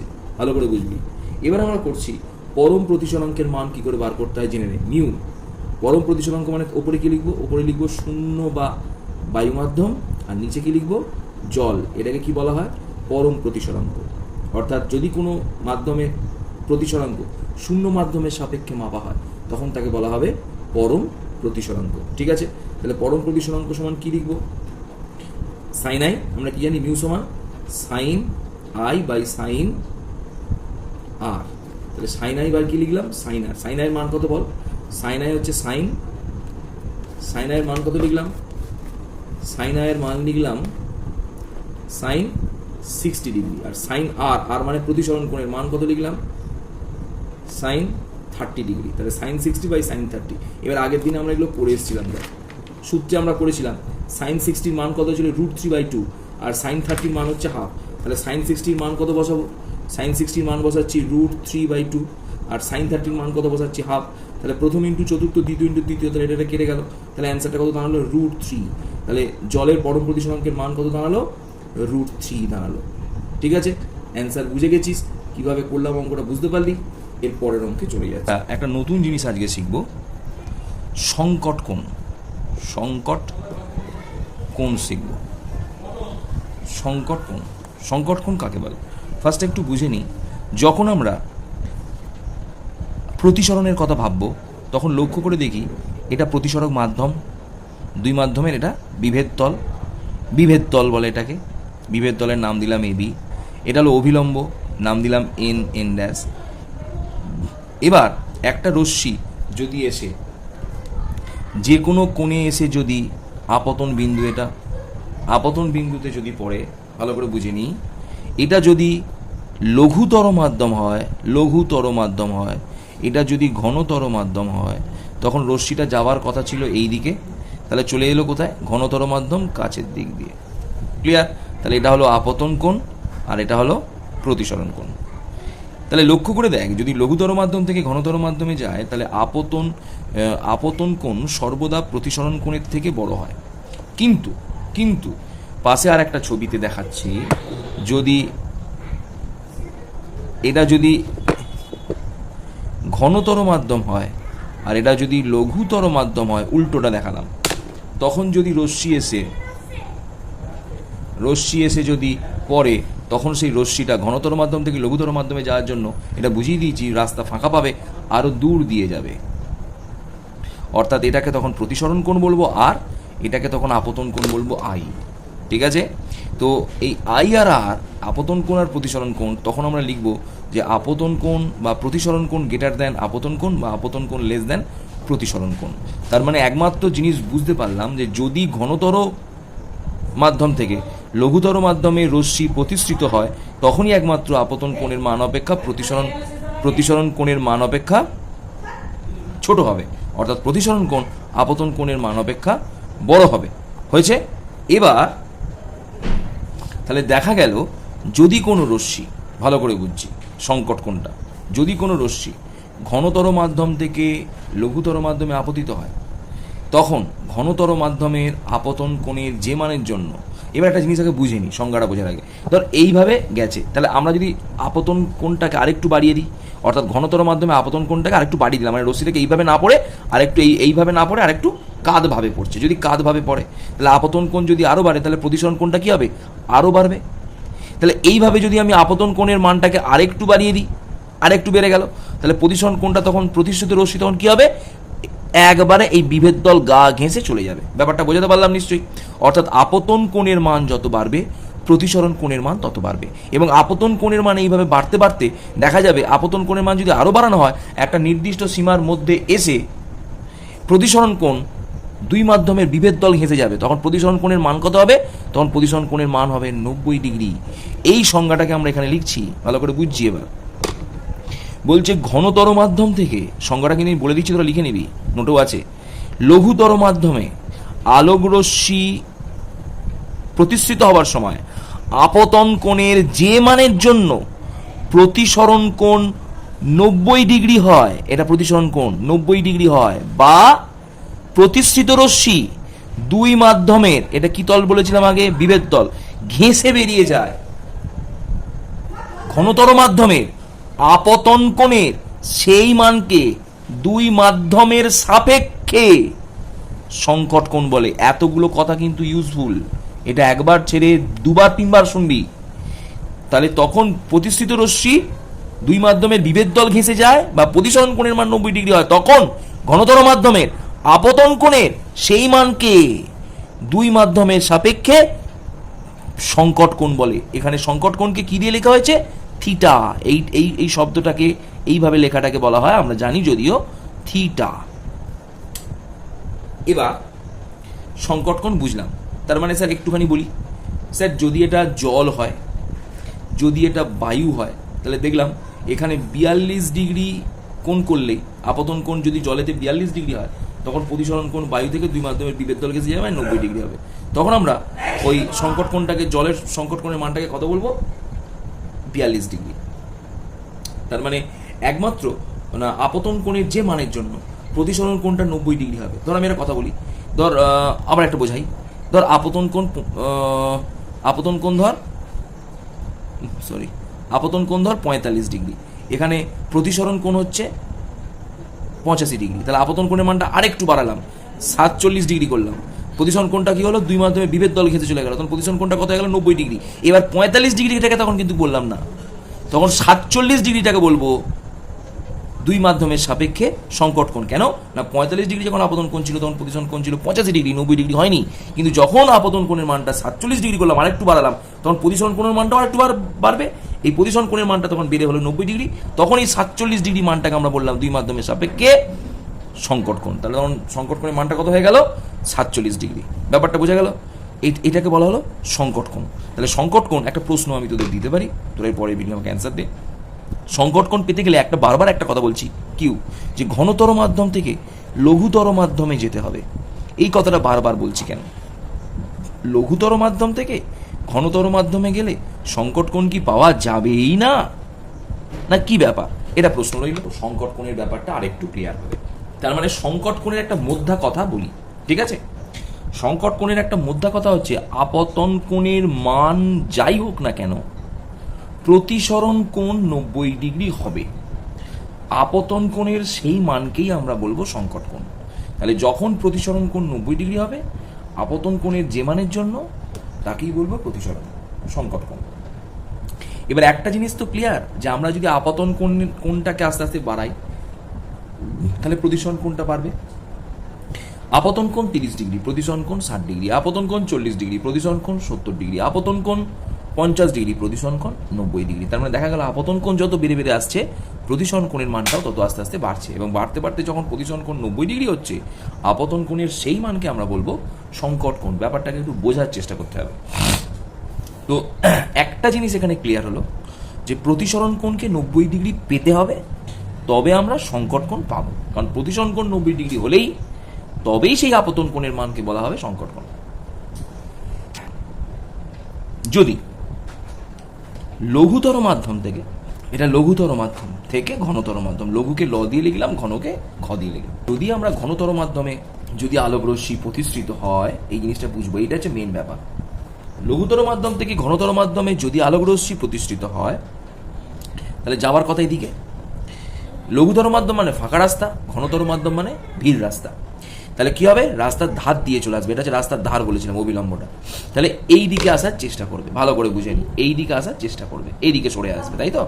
তাহলে লক্ষ্য করে দেখ, আপতন কোণ যা, তার থেকে প্রতিসরণ কোণ ছোট। অর্থাৎ আপতন কোণ যদি এখানে 45 ডিগ্রি হয়, তাহলে প্রতিসরণ কোণ এখানে 30 ডিগ্রি। আপতন কোণ আরেকটু বাড়ালাম, বাড়িয়ে 60 করলাম, তাহলে প্রতিসরণ কোণটা এটা দেখলাম কত হলো, প্রতিসরণ কোণটা একটু বাড়বে, বেড়ে দেখলাম এটা বেড়ে হলো এইটা 45 ডিগ্রি। আপতন কোণ বাড়িয়ে করলাম 80 ডিগ্রি, মানে আপতন কোণটাকে বাড়ালাম, আমি বাড়ালাম, রশ্মি তো নিজের ইচ্ছা মতো করে বেঁকিয়ে চুড়িয়ে ফেলা যায়। প্রতিসৃত রশ্মিটা আরেকটু বেড়ে গেল, প্রতিসৃত রশ্মিটা বেড়ে হলো দেখলাম 60 ডিগ্রি। আপতন কোণ এরপর 80-র পর বাড়িয়ে একদম করলাম 90 ডিগ্রি। দেখ আপতন কোণ 90 ডিগ্রি, মানে রশ্মিটাকে কিভাবে ফেলেছি লক্ষ্য করেছিস, দুই মাধ্যমের বিভেদ দল ঘেঁষে, তখন আপতন কোণের মানটা কত, সবসময় কোনখান থেকে মাপতে হয়, রশ্মি থেকে অবিলম্বের সাথে। তাহলে আপতন কোণের মানটা তখন কত হলো, যদি দুই মাধ্যমের বিভেদ দল ঘেঁষে যদি আপতিত রশ্মিটাকে ফেলি, তখন আপতন কোণের মান হয়ে গেল 90 ডিগ্রি। তখনও প্রতিসরণ কোণের মান দেখলাম হলো 75 ডিগ্রি। কেন না, আপতন কোণের থেকে প্রতিসরণ কোণ সর্বদা ছোট হয়। লঘুতর মাধ্যম থেকে ঘনতর মাধ্যমে রশ্মির প্রতিসরণের সময় আপতন কোণের মানের থেকে প্রতিসরণ কোণের মান সর্বদা ছোট হয়। সুতরাং আমরা বলতে পারি, যদি আপতন কোণের মান 90 ডিগ্রিও হয়, তখন প্রতিসরণ কোণের মান 90 ডিগ্রির থেকে কম হবে। তাই প্রতিসরণ কোণ কখনোই 90 ডিগ্রি করা সম্ভব নয়। তাই আমরা কখনোই লঘুতর মাধ্যম থেকে ঘনতর মাধ্যমে গেলে রশ্মি সংকট কোণ পাবো না। কি বললাম বুঝতে পারা গেল? যেহেতু আবার একবার অ্যান্সারটা দিচ্ছি, যেহেতু আমরা জানি লঘুতর মাধ্যম থেকে ঘনতর মাধ্যমে রশ্মি প্রতিসরণের সময় আপতন কোণের মান প্রতিসরণ কোণের মানের থেকে সর্বদা বড় হয়। তাই আপতন কোণের মান বাড়তে বাড়তে যদি 90 ডিগ্রিও হয়, তখনও প্রতিসরণ কোণের মান 90 ডিগ্রি থেকে কিছুটা কম হবে। তাই আপতন কোণের মান সর্বাধিক 90 ডিগ্রি করা সত্ত্বেও প্রতিসরণ কোণ 90 ডিগ্রি পাওয়া যাবে না। যেহেতু এখানে প্রতিসরণ কোণের মান কখনোই 90 ডিগ্রি হবে না, তাই লঘুতর মাধ্যম থেকে ঘনতর মাধ্যমে রশ্মি প্রতিসরণের সময় কখনোই সংকট কোণ পাওয়া সম্ভব নয়। তাহলে সম্ভব কখন, ঘনতর মাধ্যম থেকে লঘুতর মাধ্যমে গেলে। কারণ আমরা জানি ঘনতর মাধ্যম থেকে, এবার এটা অ্যান্সারটা দিই আবার, ঘনতর মাধ্যম থেকে লঘুতর মাধ্যমে যাওয়ার সময় রশ্মির আপতন কোণের মান সর্বদা প্রতিসরণ কোণের থেকে ছোট হয়, বা প্রতিসরণ কোণের মান সর্বদা আপতন কোণের মানের থেকে বড় হয়। তাই দেখা যায় যে আপতন কোণের একটি নির্দিষ্ট মানেতেই প্রতিসরণ কোণটা আপতন কোণ থেকে বেড়ে গিয়েই 90 ডিগ্রি হওয়া সম্ভব। তাই দেখা গেল ঘনতর মাধ্যম থেকে লঘুতর মাধ্যমে যাওয়ার সময় আপতন কোণের একটা নির্দিষ্ট মানে প্রতিসরণ কোণ 90 ডিগ্রি পাওয়া যায়। তাই প্রতিসরণ কোণ 90 ডিগ্রি পাওয়ার সময় আপতন কোণের সেই মানকেই আমরা বলি সংকট কোণ। তাই এখানে সংকট কোণ পাওয়া সম্ভব, কিন্তু লঘুতর মাধ্যম থেকে ঘনতর মাধ্যমে যাওয়ার সময় সংকট কোণ পাওয়া সম্ভব নয়। সম্ভবত নোটে লেখানো আছে, আমি আরেকবার ক্লিয়ার করে দিলাম। তাহলে আমরা সংকট কোণটা বুঝলাম, ঠিক আছে। পরেই চলে আসছি আমরা আভ্যন্তরীণ পূর্ণ প্রতিফলন। প্রচন্ড ইম্পর্টেন্ট, আভ্যন্তরীণ পূর্ণ প্রতিফলন, এটা প্রচন্ড ইম্পর্টেন্ট। এই কারণে আভ্যন্তরীণ পূর্ণ প্রতিফলন ঘটে, আমরা এবার সেগুলো দিয়ে ফিজিক্স দিয়ে ব্যাখ্যা করতে পারবো। তো সংকট কোণ শেখার পরে আভ্যন্তরীণ পূর্ণ প্রতিফলন দিলাম কেন না, সংকট কোণের কনসেপ্টের সঙ্গে আভ্যন্তরীণ পূর্ণ প্রতিফলনের কনসেপ্টে কিছুটা মিল আছে। ব্যাপারটা কি বলছে, একটু আগে আমরা পড়িয়েছি যে প্রতিফলন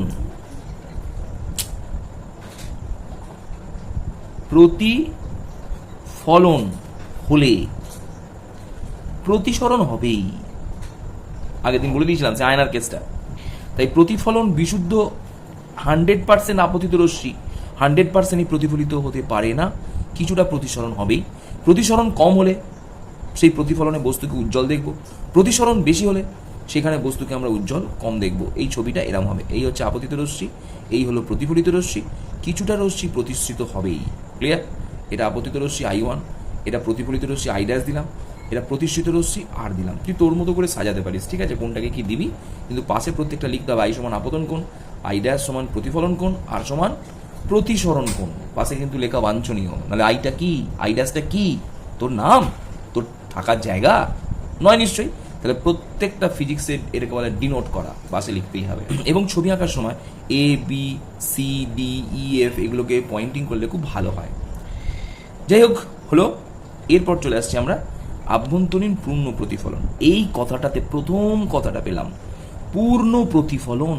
পূর্ণ প্রতিফলন তার মানে স্যার কেন এটার নাম পূর্ণ প্রতিফলন?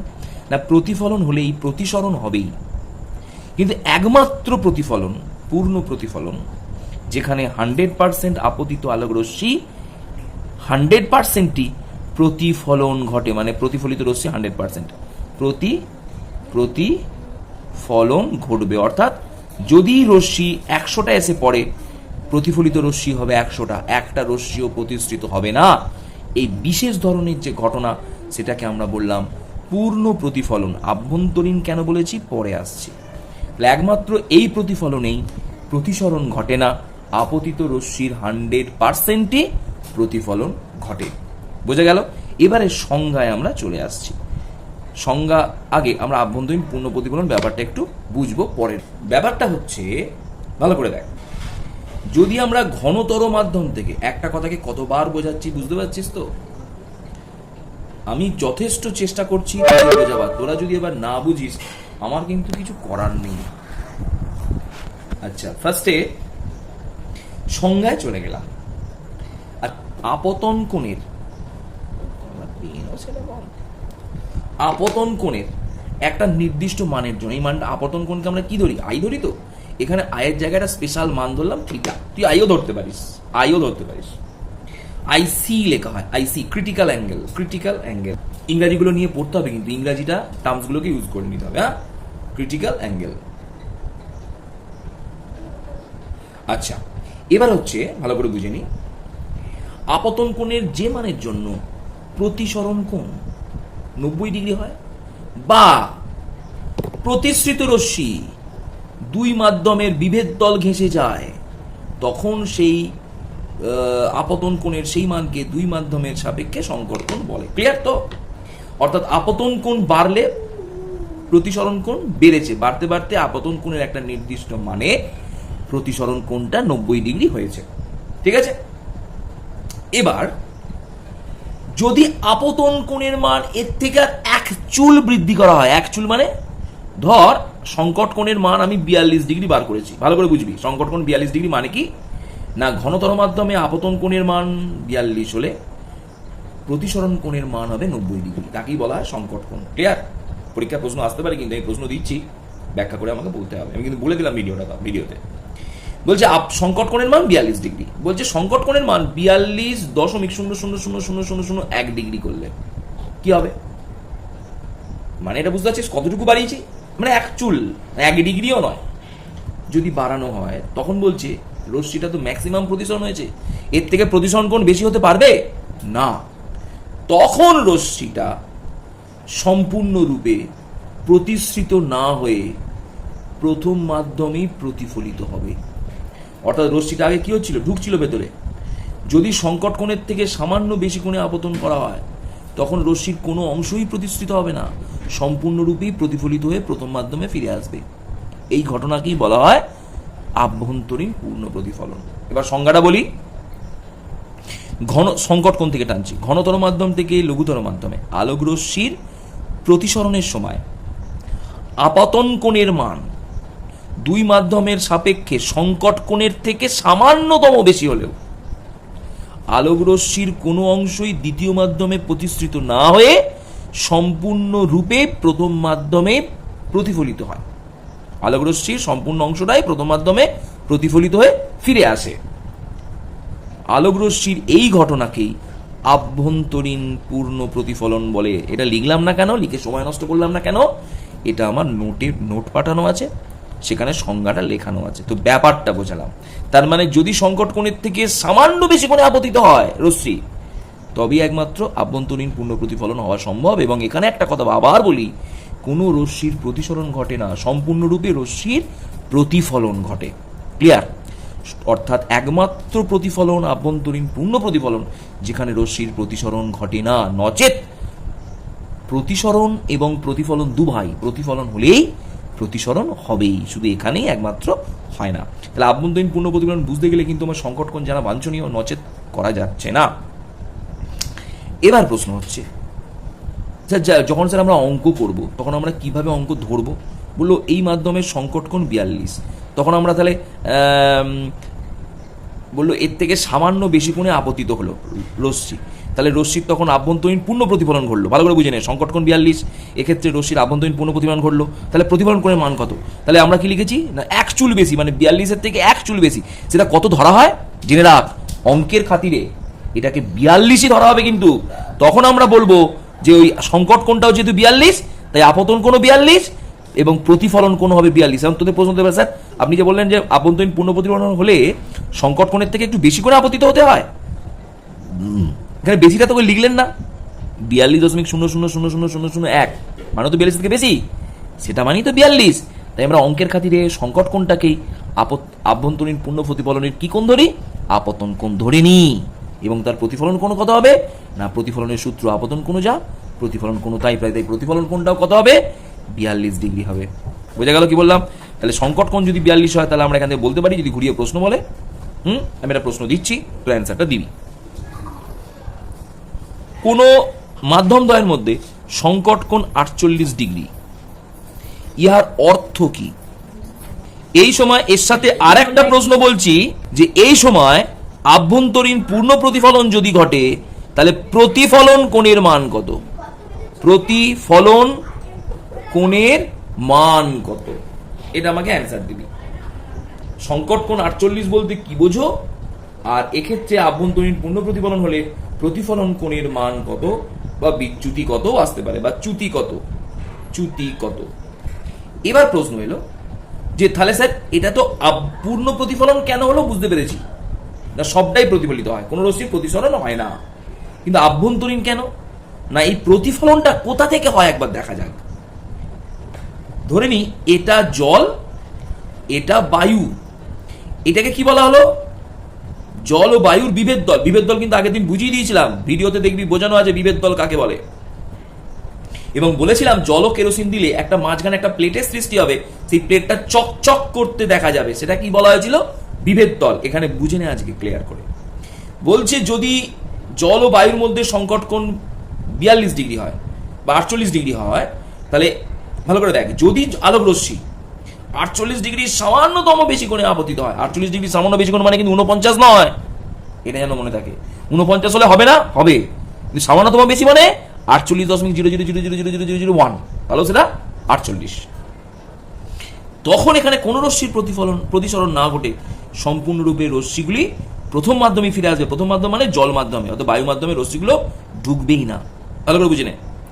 এবং চোখে রশ্মিগুলো যখন এসে পৌঁছাবে, এটা চোখ এইভাবে আঁকতে হয়। চোখ কিভাবে আঁকতে হয় দেখে নে, এই ভি, এই করলাম, এই করলাম, এটাকে ভর্তি করে দিলাম, দেখ চোখ হয়ে গেল। ঠিকসে চোখ আঁকতে হয়। তাহলে জল কি হলো? তাহলে জল থেকে রশ্মিটা এসে পড়লো কোথায়? জল ও বায়ুর বিভেদ দলে। বিভেদ দল মানে বুঝিয়ে দিয়েছিলাম, ভাই ভাই ঝগড়া, মাঝখানে প্রাচীর, ওই দিকটা জলের, এই দিকটা বায়ুর, বিভেদ দল। এই বিভেদ দল থেকে প্রতিফলিত হয়ে যদি এখানে 100টা রশ্মি আপতিত হয়, 100টা রশ্মি প্রতিফলিত হয়ে চোখে পৌঁছাবে, একটা রশ্মি প্রতিষ্ঠিত হবে না। এটা হলো আভ্যন্তরীণ পূর্ণ প্রতিফলনের ছবি।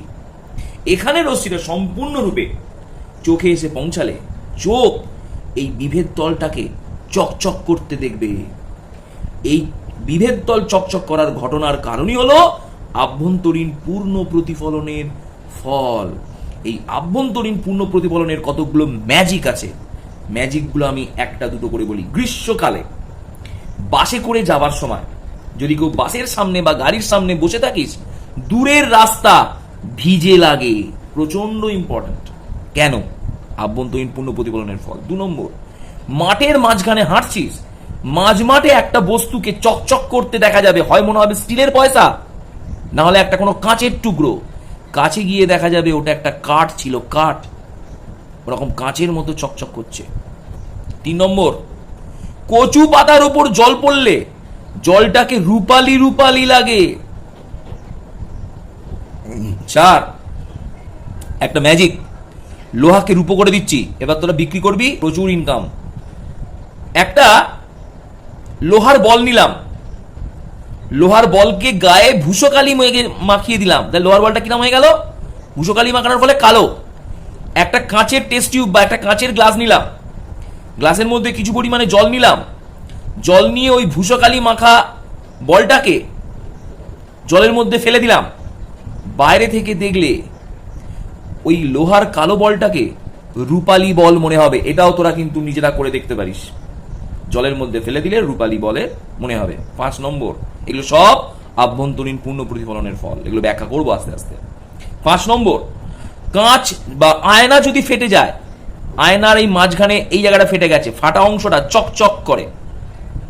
আর লাস্ট অফ অল মরুভূমিতে, এটা আমরা অনেক গল্পে পড়েছি, মরীচিকা, এটাও এক প্রকারের আভ্যন্তরীণ পূর্ণ প্রতিফলনের।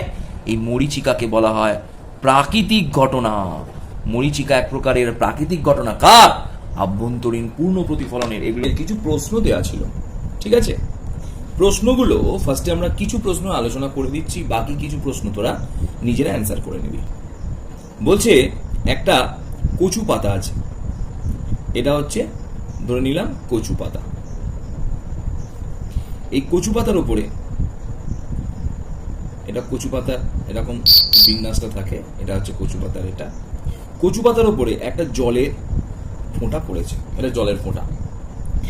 যেই জলের ফোঁটা কচু পাতার উপর পড়ে, কচু পাতা আর জলের ফোঁটার মাঝখানে একটা বায়ু স্তরের আস্তরণ পড়ে যায়। এই সবুজ মতো অংশটা হলো বায়ু স্তর, বায়ু স্তরের একটা আস্তরণ পড়ে যায়। এবার ব্যাপারটা বুঝে নি। একটা আলোক রশ্মি প্রথমে এসে জলে পড়লো, এটা জলবিন্দু, তাই তো? কালো মতোটা জলবিন্দু, এটা জলবিন্দু। জলের ওপর পড়ার পর সে কোথায় ঢুকতে চাইছে? বায়ু স্তর। এই সবুজ মতো স্তরটা কি স্তর? বায়ু স্তরে ঢুকতে চাইছে। তাহলে এই কচু পাতার উপর আলোক রশ্মিটা প্রথমে জলে, তারপর বায়ুতে এসে প্রবেশ করছে। প্রথমে জলে যাচ্ছে, অর্থাৎ জল থেকে যখন রশ্মি বায়ুতে প্রবেশ করে, জল হলো ঘন মাধ্যম আর বায়ু হলো লঘু মাধ্যম। ঘন থেকে লঘুতে যাওয়ার সময় যদি আপতন কোণের মান, এটা আপতন কোণ এর মান যদি দুই মাধ্যমের সংকট কোণের থেকে বড় হয়, তখন রশ্মির কোনো অংশই প্রথম মাধ্যমে দ্বিতীয় মাধ্যমে প্রতিষ্ঠিত না হয়, অর্থাৎ বায়ু মাধ্যমে প্রবেশ না করে সম্পূর্ণরূপে প্রথম মাধ্যমে ফিরে আসবে এবং এক সময় দর্শকের চোখে এসে পৌঁছাবে। দর্শক, এই ঘটনাকে কি বলা হয়? আভ্যন্তরীণ পূর্ণ প্রতিফলন। অর্থাৎ এখানে সমস্ত আলোক রশ্মিটাই প্রতিফলিত হয়ে, বিভেদ তল থেকে প্রতিফলিত হয়ে দর্শকের চোখে গিয়ে পৌঁছাবে। দর্শক উক্ত বিভেদ তলকে, বিভেদ তল কাকে বলে না, জল ও বায়ুর মাঝখানে যে স্তরটা, আগের দিন বিভেদ তল কিন্তু বলা রয়েছে, সেই অংশটাকে কি দেখবে? চকচক করতে দেখবে। তাই লক্ষ্য করবি যে কচু পাতার ওপর জল পড়লে জলটা কিন্তু চকচকে লাগে না, যেন মনে হয় জলের তলায় একটা রূপালী স্তর আছে। তার মানে চকচক করে কোনটা? জল ও বায়ুর মাঝখানে তৈরি বিভেদ তল। বিভেদ তলটিকে এই দর্শকের চোখ চকচক করতে দেখবে। তাহলে এটা একটা কি হলো? আভ্যন্তরীণ পূর্ণ প্রতিফলনের ঘটনা। এগুলো একটু জাস্ট শিখিয়ে রাখলাম। ঠিক একইভাবে আমরা যখন একটা কালো লোহার বলের গায়ে ভূষকালি মাখিয়ে তাকে জলের মধ্যে ফেলে দিই, তখন এই কালো লোহার বলের গায়ে যে ভূষকালিটা লেগে আছে, ভূষকালিটা কি করে না, এই ভূষকালি জলে ফেলার সাথে সাথে ভূষকালির চতুর্দিকে একটা এরকম বায়ু স্তর আটকে যায়। ভূষকালির চতুর্দিকে একটা কিসের স্তর আটকে যায় না, একটা বায়ু স্তর আটকে যায়। ফলে আলোক রশ্মি, ভালো করে বুঝবি, যখন জল থেকে, ধর এখানে আলোক রশ্মিটা এসে পড়লো, জল থেকে কোথায় এসে পড়ছে? বায়ুতে ঢোকার চেষ্টা করছে। বাইরে আছে জল, এগুলো কি আছে? কার মধ্যে ডোবানো আছে? এটা জল। জল থেকে কোথায় প্রবেশ করার চেষ্টা করছে? ওই লোহার বলের ভূষকালির গায়ে থাকা বায়ুস্তরের মধ্যে প্রবেশ করার চেষ্টা করছে। তখন দেখা যায় যে জল হলো ঘনতর মাধ্যম, বায়ু লঘুতর মাধ্যম। তাই যদি আপতন কোণের মান দুই মাধ্যমের সংকট কোণের থেকে বড় হয়, তখন রশ্মির কোনো অংশ প্রতিষ্ঠিত, বায়ুতে প্রতিষ্ঠিত না হয়, বায়ু স্তরটাতে প্রতিষ্ঠিত না হয়, সম্পূর্ণরূপে প্রথম স্তরে ফিরে আসে এবং দর্শকের চোখে এসে পৌঁছায়। তখন দর্শক ওই জল ও লোহার বলের গায়ে থাকা বায়ু স্তরের মধ্যে যে বিভেদ তল তৈরি হয়, সেই বিভেদ তলটাকে চকচকে দেখে। তখন এই গোটা বলটার চতুর্দিকে বিভেদ তলটাকে চকচকে দেখবে, গোটা লোহার বলটাকে তখন চকচকে দেখবে। তার মানে চকচকে দেখে অ্যাকচুয়াল কোন অংশটা না, বায়ু আর জলের মাঝখানে সৃষ্ট এই লাইনটা, বিভেদ তলটাকে চকচকে দেখবে। তাই আমরা তখন ওই গোটা রূপালী বলের চতুর্দিকে ওই বায়ু আর জলের বিভেদ তলটাকে চকচকে দেখি। তাই রূপালী লোহার বলটাকে কালো না দেখে আমরা রূপালী কালার দেখি। এটা করতে বলেছিলাম, এটা হচ্ছে আভ্যন্তরীণ পূর্ণ প্রতিফলনের একটা প্রয়োগ। এইভাবে আভ্যন্তরীণ পূর্ণ প্রতিফলনটা একবার বুঝে নেব।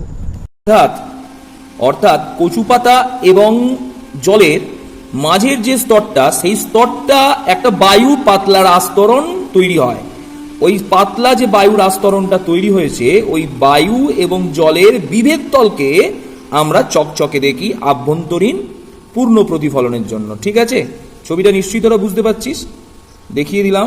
দেখ, কচু পাতার ওপর যে জল পড়ার কথাটা লক্ষ্য করে দেখ, জলটাকে কিন্তু চকচকে দেখাচ্ছে না। চকচকে দেখাচ্ছে কোন পাটটাকে না, কচু পাতা এবং জলের তলার দিকটা চকচকে লাগছে। কচু পাতার ওপর জল পড়লে জলটা চকচকে নয়, জলটা এবং কচু পাতার সংযোগ স্থলটাকে চকচকে লাগছে। ঠিক আছে, এইটাই বলতে চাইছিলাম তোদের। আর একটা কথা আমি একটুখানি বুঝিয়ে দিই। প্রতিসরণের আর একটা ঘটনা ভালো করে বুঝে নেয়।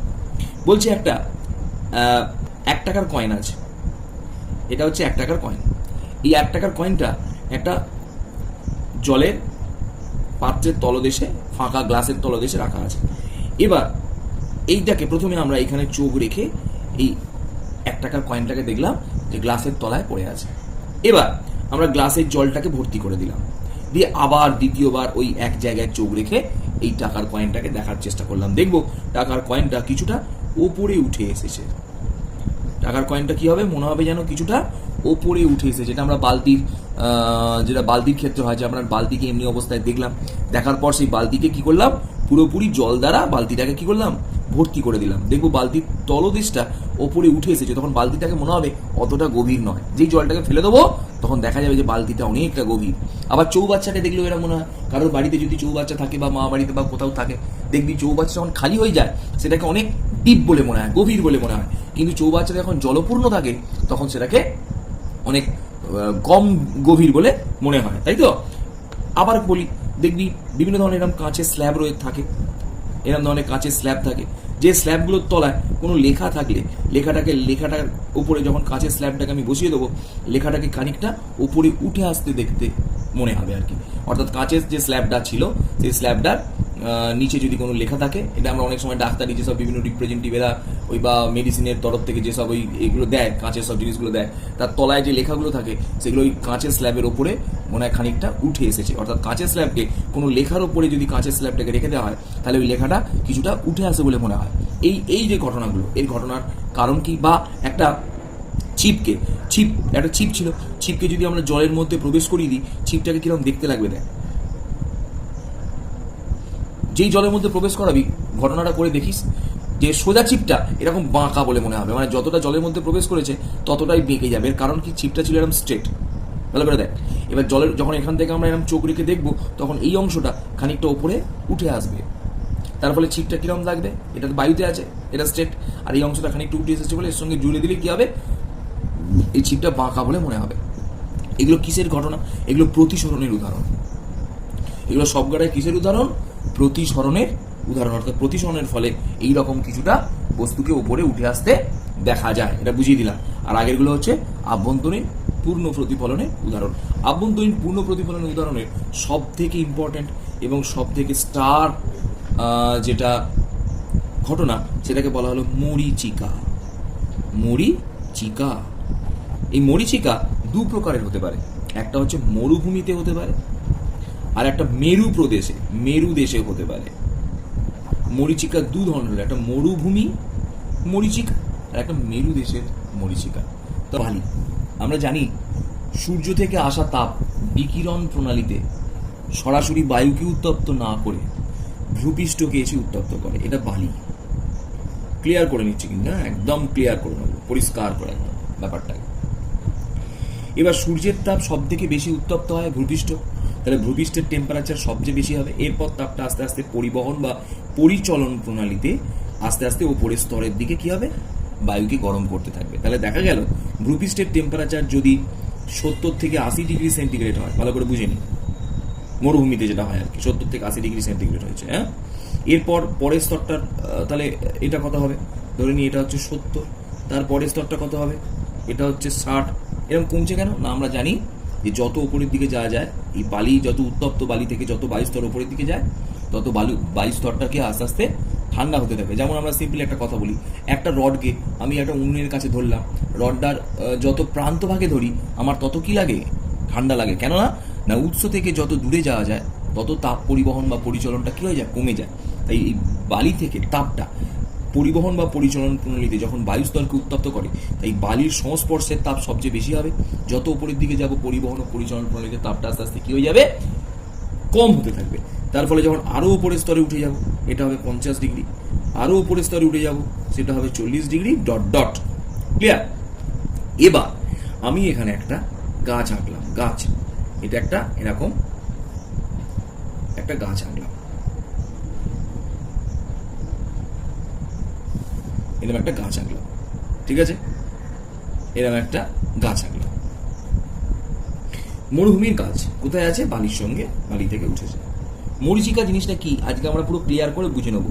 এটা কি বলা হয়, মরীচিকা। মরীচিকা শব্দের অর্থ হলো ভ্রম। মরীচিকা শব্দের অর্থ হলো ভ্রম। তার মানে আমরা যদি কোনো দেখতে, কোনো দৃষ্টিতে আমাদের কোনো ভুল হয়, তখনই তাকে বলি মরীচিকা। যেমন এখন আমরা অনেকে ছাত্রছাত্রীরা বা ছেলেমেয়েরা কি করি, আমাদের মনে হয় মোবাইলে গেম খেলা বা মোবাইল দেখা, এটাই আমাদের এখন মানে মেন টার্গেট, এটাই জীবনের সব। হ্যাঁ, আমরা পড়াশোনাটাকে ভুলে যাই। তাহলে আমরা এটা কার পেছনে ছুটছি, মরীচিকা। মানে এটা আমরা ভ্রমের পেছনে ছুটছি। অর্থাৎ পরবর্তীকালে আমরা বুঝতে পারবো যে এটা প্রকৃতপক্ষে আমাদের লক্ষ্য নয়। আমাদের লক্ষ্যটা কি না, আমাদের পড়াশোনা করে নিজের পায়ে দাঁড়াতে হবে এবং মানুষের মতো মানুষ হতে হবে। কিন্তু এটা আমরা এখন বুঝতে পারি না। তাহলে আমরা কার পেছনে ছুটছি, আমরা মরীচিকার পেছনে ছুটছি। কিছু দূর গিয়ে দেখবো যার পেছনে ছুটলাম সেটা আদৌ সত্যি নয়। এই ব্যাপারটাকে আমরা বলি মরীচিকা। কিরম মরীচিকাটা আমি একটুখানি আঁকি ছবিটা, তাহলে তাহলে বুঝতে পারবি। ভালো করে শোন। বলছে পাতা থেকে আলোক রশ্মি এসে পড়লো ফার্স্টে এই বায়ুস্তরটা, ঠিক আছে, আলোক রশ্মি এসে পড়লো এই বায়ুস্তরটা, এটা অবিলম্ব, অবিলম্ব তো। এবার আমাকে বল, এই রশ্মিটা যাওয়ার কথা ছিল কোন দিকে, এই রশ্মিটা যাওয়ার কথা ছিল এই দিকে, এই দিকে যাওয়ার কথা ছিল। এবার ভালো করে দেখ, এটা স্ট্রেট এদিকে যাওয়ার কথা ছিল, স্ট্রেট আর কি এদিকে যাওয়ার কথা ছিল। কিন্তু আমরা কি জানি, ভালো করে দেখ, এটা যে বলছি এটা যে যত বালি থেকে উপরের দিকে যাওয়া যায়, বায়ুর উষ্ণতা আস্তে আস্তে কি হতে থাকে, কমতে থাকে। এবার একটা কথা বলি, উষ্ণতা যত বাড়ে বায়ুটা তত লঘু হয়, উষ্ণতা যত কমে বায়ুটা তত ঘন হয়। তার মানে যত উপরের দিকে যাব, উষ্ণতা যেহেতু কমছে, তাহলে উপরের দিকে যাওয়ার সাথে সাথে বায়ুটা আস্তে আস্তে কি হতে থাকবে, ঘন হতে থাকবে, নিচের বায়ু কি হতে থাকবে, লঘু হতে থাকবে। তাই যত আলোক রশ্মি আস্তে আস্তে নিচের দিকে নামতে থাকবে, আলোক রশ্মি ঘনতর মাধ্যম থেকে কোথায় প্রবেশ করছে, নিচেরটা লঘুতর মাধ্যমে প্রবেশ করছে, অর্থাৎ ঘন বায়ু থেকে অপেক্ষাকৃত লঘু বায়ুতে প্রবেশ করছে। তার মানে এখানে যদি ছবিটা আমি আঁকি, তাহলে এর এদিকে যাওয়ার কথা ছিল, ঘন বায়ু থেকে লঘু বায়ুতে প্রবেশ করছে। মানে আগের দিন টোটকা বুঝিয়েছিলাম, ভিড় রাস্তা থেকে ফাঁকা রাস্তার দিকে যদি প্রবেশ করে, তখন অবিলম্ব থেকে কি হয়, দূরে সরে যায়। তাহলে এই যদি অবিলম্ব থেকে দূরে সরে যায়, তাহলে কোন দিকে সরে গেল, এটা অবিলম্ব, বোঝা গেল। যাবার কথা ছিল এদিকে, যাচ্ছে কোন দিকে, অবিলম্ব থেকে দূরে সরে যাচ্ছে। আবার ভাব, এইটা দ্বিতীয়, রশ্মিটা যাওয়ার কথা ছিল কোন দিকে, এই দিকে, তাই তো, স্ট্রেট যাওয়ার কথা ছিল। আবার লক্ষ্য করে দেখ, এইটা তখন ঘনতর মাধ্যম, এর থেকে আবার এটা কি মাধ্যম, আরো উষ্ণতা বেশি, তার মানে তলার মাধ্যমটা আরো লঘুতর মাধ্যম। তাহলে এটা কি হলো, অবিলম্বের থেকে আরো দূরে সরে গেল। ভালো করে বুঝে নে। এইভাবে যত দূরে সরে যাবে আস্তে আস্তে আপতন কোণের মানটা বাড়তে থাকছে। দেখ এটা, তার থেকে এই আপতন কোণটা লক্ষ্য করে দেখ বাড়ছে, তার মধ্যে এই আপতন কোণটা দেখ আরো বাড়ছে। তাহলে এইভাবে রশ্মির আপতন কোণ আস্তে আস্তে কি হতে থাকে, বাড়তে থাকে। এবং বাড়তে বাড়তে যদি কোনো মাধ্যমের আপতন কোণ ওই দুই মাধ্যমের সংকট কোণের থেকে বড় হয়ে যায়, তাহলে আপতন কোণটা যদি দুই মাধ্যমের সংকট কোণের থেকে বড় হয়ে যায়, বড় কেন হলো বুঝতে পারছিস, অবিলম্ব থেকে যত দূরে সরে যাচ্ছে আপতন কোণের মানটা দেখ, প্রথমে ছিল দেখ বুঝিয়ে দিচ্ছি, দেখ ছবিটা দেখ, এখানে ক্লিয়ার হয়ে যাবে। এটা আপতন কোণ, এদিকে যাওয়ার কথা ছিল, তাহলে যাচ্ছে কোন দিকে, এই দিকে, ক্লিয়ার কর। এটা অবিলম্ব, তাহলে লক্ষ্য করে দেখ এই কোণটা বড়, আর তোর ক্ষেত্রে এই কোণটা বড় লাগছে। তাহলে অবিলম্ব থেকে দূরে সরে গেলে আলোক রশ্মি তীর চিহ্ন দেওয়া বাঞ্ছনীয়, তত আপতন কোণটা কি হতে থাকছে, বাড়তে থাকছে। আপতন কোণটা বাড়তে বাড়তে যদি দুই মাধ্যমের সংকট কোণের থেকে বেশি কোণে আপতিত হয়, তখন রশ্মির কোনো অংশই আর দ্বিতীয় মাধ্যমে প্রতিষ্ঠিত না হয়ে সম্পূর্ণরূপে প্রথম মাধ্যমে ফিরে আসবে। আলোর এই ঘটনাকে কি বলা হয়? আভ্যন্তরীণ পূর্ণ প্রতিফলন বলা হয়। ফলে রশ্মির ঘটনাগুলো আরেকবার দেখি। তাহলে যাওয়ার কথা ছিল কোন দিকে? এই দিকে। ক্লিয়ার করে নিচ্ছি কিন্তু, যাওয়ার কথা ছিল এদিকে। তাহলে এবার আমাকে বল, নিচেটা কি? লঘু, ওপরটা কি? ঘন। তাহলে এটা কোন দিক থেকে কোন দিকে যাচ্ছে? এটা এবার বল, এটা যখন এইখান থেকে ওপরের দিকে উঠছে, তাহলে নিচে কি ছিল? লঘু, ওপরে কি ছিল? ঘন।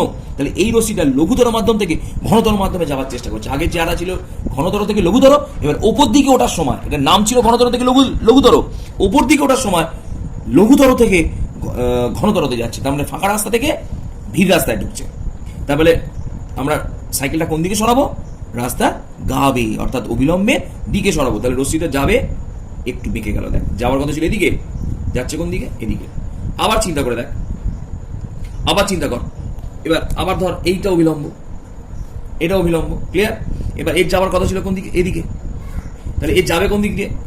অবিলম্ব থেকে আরো কাছে সরে আসবে, অবিলম্বের আরো কাছে সরে আসবে এই রশ্মিটা। এইভাবে এই রশ্মিটা গিয়ে এক সময় ব্যক্তির চোখে গিয়ে পৌঁছাবে। এটা ব্যক্তির চোখ। তাহলে রশ্মিটা কিভাবে গেল একটুখানি ছবিটা দেখি। এই এই এই এই এই এই এই যে বেঁকে রশ্মিটা দর্শকের চোখে গেল। মানুষ একটু বেঁকা হতে পারে, কিন্তু মানুষের চোখ বেঁকা হয় না। তাই চোখ, এটা লিখবি না কিন্তু, আমি জাস্ট বলছি এবার এই ল্যাঙ্গুয়েজটা। চোখ কখনো রশ্মির বাঁকা পথ অনুসরণ করে না। দেখেছিস তো? দেখ, মানুষ বাঁকা হতে পারে, মানুষের চিন্তা ভাবনা বাঁকা হতে পারে, কিন্তু চোখ কিন্তু সবসময় রশ্মির কি পথ অনুসরণ করে? সোজা পথ। তাই এই বাঁকা পথটাকে চোখ নিতে পারলো না। লাস্ট যে রশ্মিটা যেভাবে এসেছিল, যে লাইনে, সেই পদ বরাবর, ভালো করে দেখ, চোখটাকে কি করলো? সেই পদ বরাবর চোখটাকে এরকম dot dot dot dot dot dot dot দিয়ে সোজা করে নেবে। অর্থাৎ লাস্ট লাইনটা যেভাবে গেছে সেই দিক থেকে স্কেল লাগাবো, স্কেল লাগিয়ে টানবো। আমার টানা একটু ভুল হয়েছে, এইভাবে আসবে। এইবার এই পথ অনুসারে এই গাছটাকে তখন কি দেখবে? দেখ, এই গাছটা এই বক্স শ্রোতার কাছে কি, মানে দর্শকের কাছে কি হয়ে যাবে? উল্টে যাবে।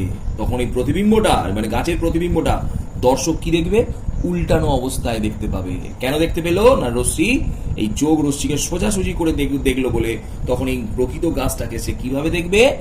এই জায়গায় দেখবে। তার মানে এই গাছটাকে যদি এই জায়গায়, এই গাছটা বলতে ভালো করে শোন, আমরা এই পাতাটার কথা চিন্তা করেছিলাম, তাহলে এই পাতাটাকে সে কোথায় দেখবে? এই জায়গায়। তাহলে ছবিটা কিরকম, বা এই জায়গা, বা ঠিক আছে, এটা আরেকটু নামাতে পারিস, এইটা এরকম, এটা এরকম, এটা এরকম, এটা এরকম, তাহলে এতটা উঠবে না। ঠিক আছে, তাহলে এই পাতাটা কোথায় দেখবে? এই জায়গা। তার মানে এই জায়গাটা হচ্ছে এই জায়গাটা। তার মানে এই পাতার জায়গাটা সে কোথায় দেখবে? এইখানে। তার মানে এই পাতাটা যদি এইখানে দেখতে চায়, তখন রশ্মিটা ওই গাছটাকে কি দেখবে? কিরকম? উল্টানো দেখবে। তখন গাছটাকে ব্যক্তি উল্টানো অবস্থায় দেখবে। এবং এটা কথা ছোট্ট করে বলে দিই, তারপরে আসছি আমি। এবং তারপরে ভিডিও চলে যাই, ভালো করে দেখ। তাহলে গাছটাকে কি অবস্থায় দেখলো? উল্টানো দেখলো। অর্থাৎ প্রতিবিম্বকে দর্শক কিরম দেখলো? উল্টানো। এবং এই সময় প্রতিনিয়ত বায়ুর উষ্ণতার পরিবর্তন হবে। প্রতিনিয়ত কিসের পরিবর্তন হবে? বায়ুর উষ্ণতার পরিবর্তন হবে। এই কথাটা লিখতে হবে কিন্তু, প্রতিনিয়ত বায়ুর উষ্ণতার পরিবর্তন হবে। এই প্রতিনিয়ত বায়ুর উষ্ণতার পরিবর্তন হওয়ার জন্য, ভালো করে কথাটা কিন্তু লেখা বাঞ্ছনীয়, প্রতি বায়ুস্তরে প্রতিসরাঙ্কের পরিবর্তন হবে। প্রতিসরাঙ্ক, এইটাকে একটু আগে বুঝিয়েছিলাম, প্রতিসরাঙ্ককে মিউ দিয়ে লেখা হয়। তাহলে উষ্ণতার পরিবর্তনের সাথে সাথে বায়ুর প্রতিসরাঙ্কেরও কি হবে? পরিবর্তন হবে। যে জন্য এই প্রতিবিম্বকে আমরা সোজা না দেখে এরকম ঢেউ খেলানো দেখব। প্রতিবিম্বটাকে কিরম দেখলাম? এরকম ঢেউ খেলানো, যেন মনে হচ্ছে এই প্রতিবিম্বটা কি হচ্ছে রে, এরকম করে দুলছে। তাহলে এবার আমাকে বল, একটা ব্যক্তি যদি দূর থেকে দেখে এখানে একটা গাছ আছে, এই গাছটাকেও দেখতে পাবে সে, এবং গাছের যে প্রতিবিম্ব বা একটা প্রতিচ্ছবি যে উঠেছে সেইটা এরকম করে যদি এরকম করে দুলে, তাহলে তার দূর থেকে দেখে কি মনে হবে? নিশ্চয়ই এই গাছটা একটা পুকুরের বা জলাশয়ের ধারে রয়েছে এবং তার প্রতিবিম্বটা জলেতে পড়েছে উল্টো করে, কারণ আমরা জানি উল্টো প্রতিবিম্ব জলেতেই পড়ে। উল্টো প্রতিবিম্ব জলেতে পড়েছে এবং এর কিন্তু প্রতিবিম্বটা এরকম কালারেরই দেখবে, সে কিন্তু এই ছায়ার মতোও দেখবে না, মানে কালো দেখবে না কিন্তু, হ্যাঁ, খানিকটা কালার যুক্তই দেখবে। এবং প্রতিনিয়ত যদি এটা এরকম করে দোলে, এরকম এরকম এরকম এরকম ভাবে দোলে, তাহলে কি দেখে মনে হবে না ওখানে জলাশয় আছে, তার জন্য ওই জলের ওপর ওই ছবিটা যেমন আমরা কোনো গাছের ছবিকে দুলতে দেখি, সেরকম মানে দোদুল্যমান অবস্থায় এই প্রতিবিম্বকে দর্শক দেখতে পাবে। এবং এখানে আদেও কিন্তু জলাশয় নেই, শুধু বালি আছে, কিন্তু দর্শক মনে করবে এখানে জলাশয় আছে। সেই জলের তেষ্টায় হুড় করে এদিকে এসে ছুটে আসবে, এসে দেখবে খাঁ খাঁ মরুভূমি। এইভাবে ওই পর্যটক বা দর্শক আস্তে আস্তে জলের আশায় মরুভূমির ভেতরে থেকে আরো ভেতরে ঢুকে যাবে, কিন্তু জল পাবে না। এইভাবে তাদের অনেক সময় মৃত্যু ঘটতে পারে। সেই জন্য এই ঘটনাকে আমরা নাম দিয়েছি মরীচিকা। অর্থাৎ এখানে আদৌ জল নেই, কিন্তু দর্শকের জল আছে বলে মনে হবে। তার মনে হওয়ার আরো মেন কারণ কিন্তু এই প্রতিবিম্বটা ক্রমাগত দোদুল্যমান অবস্থায় বা দুলতে থাকবে। কেন না, প্রতিনিয়ত উষ্ণতার পরিবর্তন হচ্ছে, পরিবর্তনের জন্য প্রতিসরাঙ্কের পরিবর্তন ঘটছে, প্রতিসরাঙ্কের পরিবর্তনের জন্য এই ধরনের ঘটনা ঘটে। এটা আমরা যে একদম দেখিনি তা নয়, কিন্তু তোরা অনেক সময় দেখেছিস, আমি একটু হেল্প করছি। এরকম একটা চায়ের দোকানে এরকম একটা উনুনের ওপর ডেচকিতে চা বসানো আছে, ভালো করে দেখেন, এটা উনুন, ডেচকিতে এরকম চা বসানো আছে। এখানে একটা লোক বসে আছে, লোক বসে ডেচকিতে এরকম চা তৈরি করছে আর কি। হ্যাঁ, এরকম শীতকালে একটা লোক বসে এরকম ডেচকিতে চা তৈরি করছে। এবার শীতকালে আমরা বাস থেকে নেমে যখন চাটা খেতে যাব, তখন দেখবো এখান দিয়ে এরকম আগুন বেরোচ্ছে, কাঠের আগুন তো, আর ডেচকিতে চা ফুটছে। দেখবি এই যে লোকটা বসে আছে, এই লোকটা এরকম কাঁপছে, দেখবি লক্ষ্য করে। বা আবার বলছি, যদি কেউ কারোর বাড়ির পাশে টিনের চাল থাকে, এই গ্রীষ্মের দুপুরে টিনের চালের ওপরটা যদি লক্ষ্য করে তাকিয়ে দেখিস, দেখবি টিনের চালের ওপরটা যে বায়ুটা এরকম কাঁপছে, বায়ুটাকে লক্ষ্য করে দেখবি, বায়ু স্তরটা এরকম পাশের যে ঘরগুলো আছে সেগুলো একটু মানে টিনের ঠিক ওপরটায় আর কি, একদম মানে গোটাটা দেখাবে না, টিনের জাস্ট ওপরটা যেখানটা বায়ুটা উত্তপ্ত হচ্ছে টিন থেকে, সেই জায়গাটা দেখবি কাঁপছে, যেন মনে হচ্ছে ঝলসে যাচ্ছে জায়গাটা। এটা খুব ভালো বুঝতে পারা যায়। রান্না করার সময় রাঁধুনি বাউনকেও এরকমভাবে কাঁপতে দেখা যায়।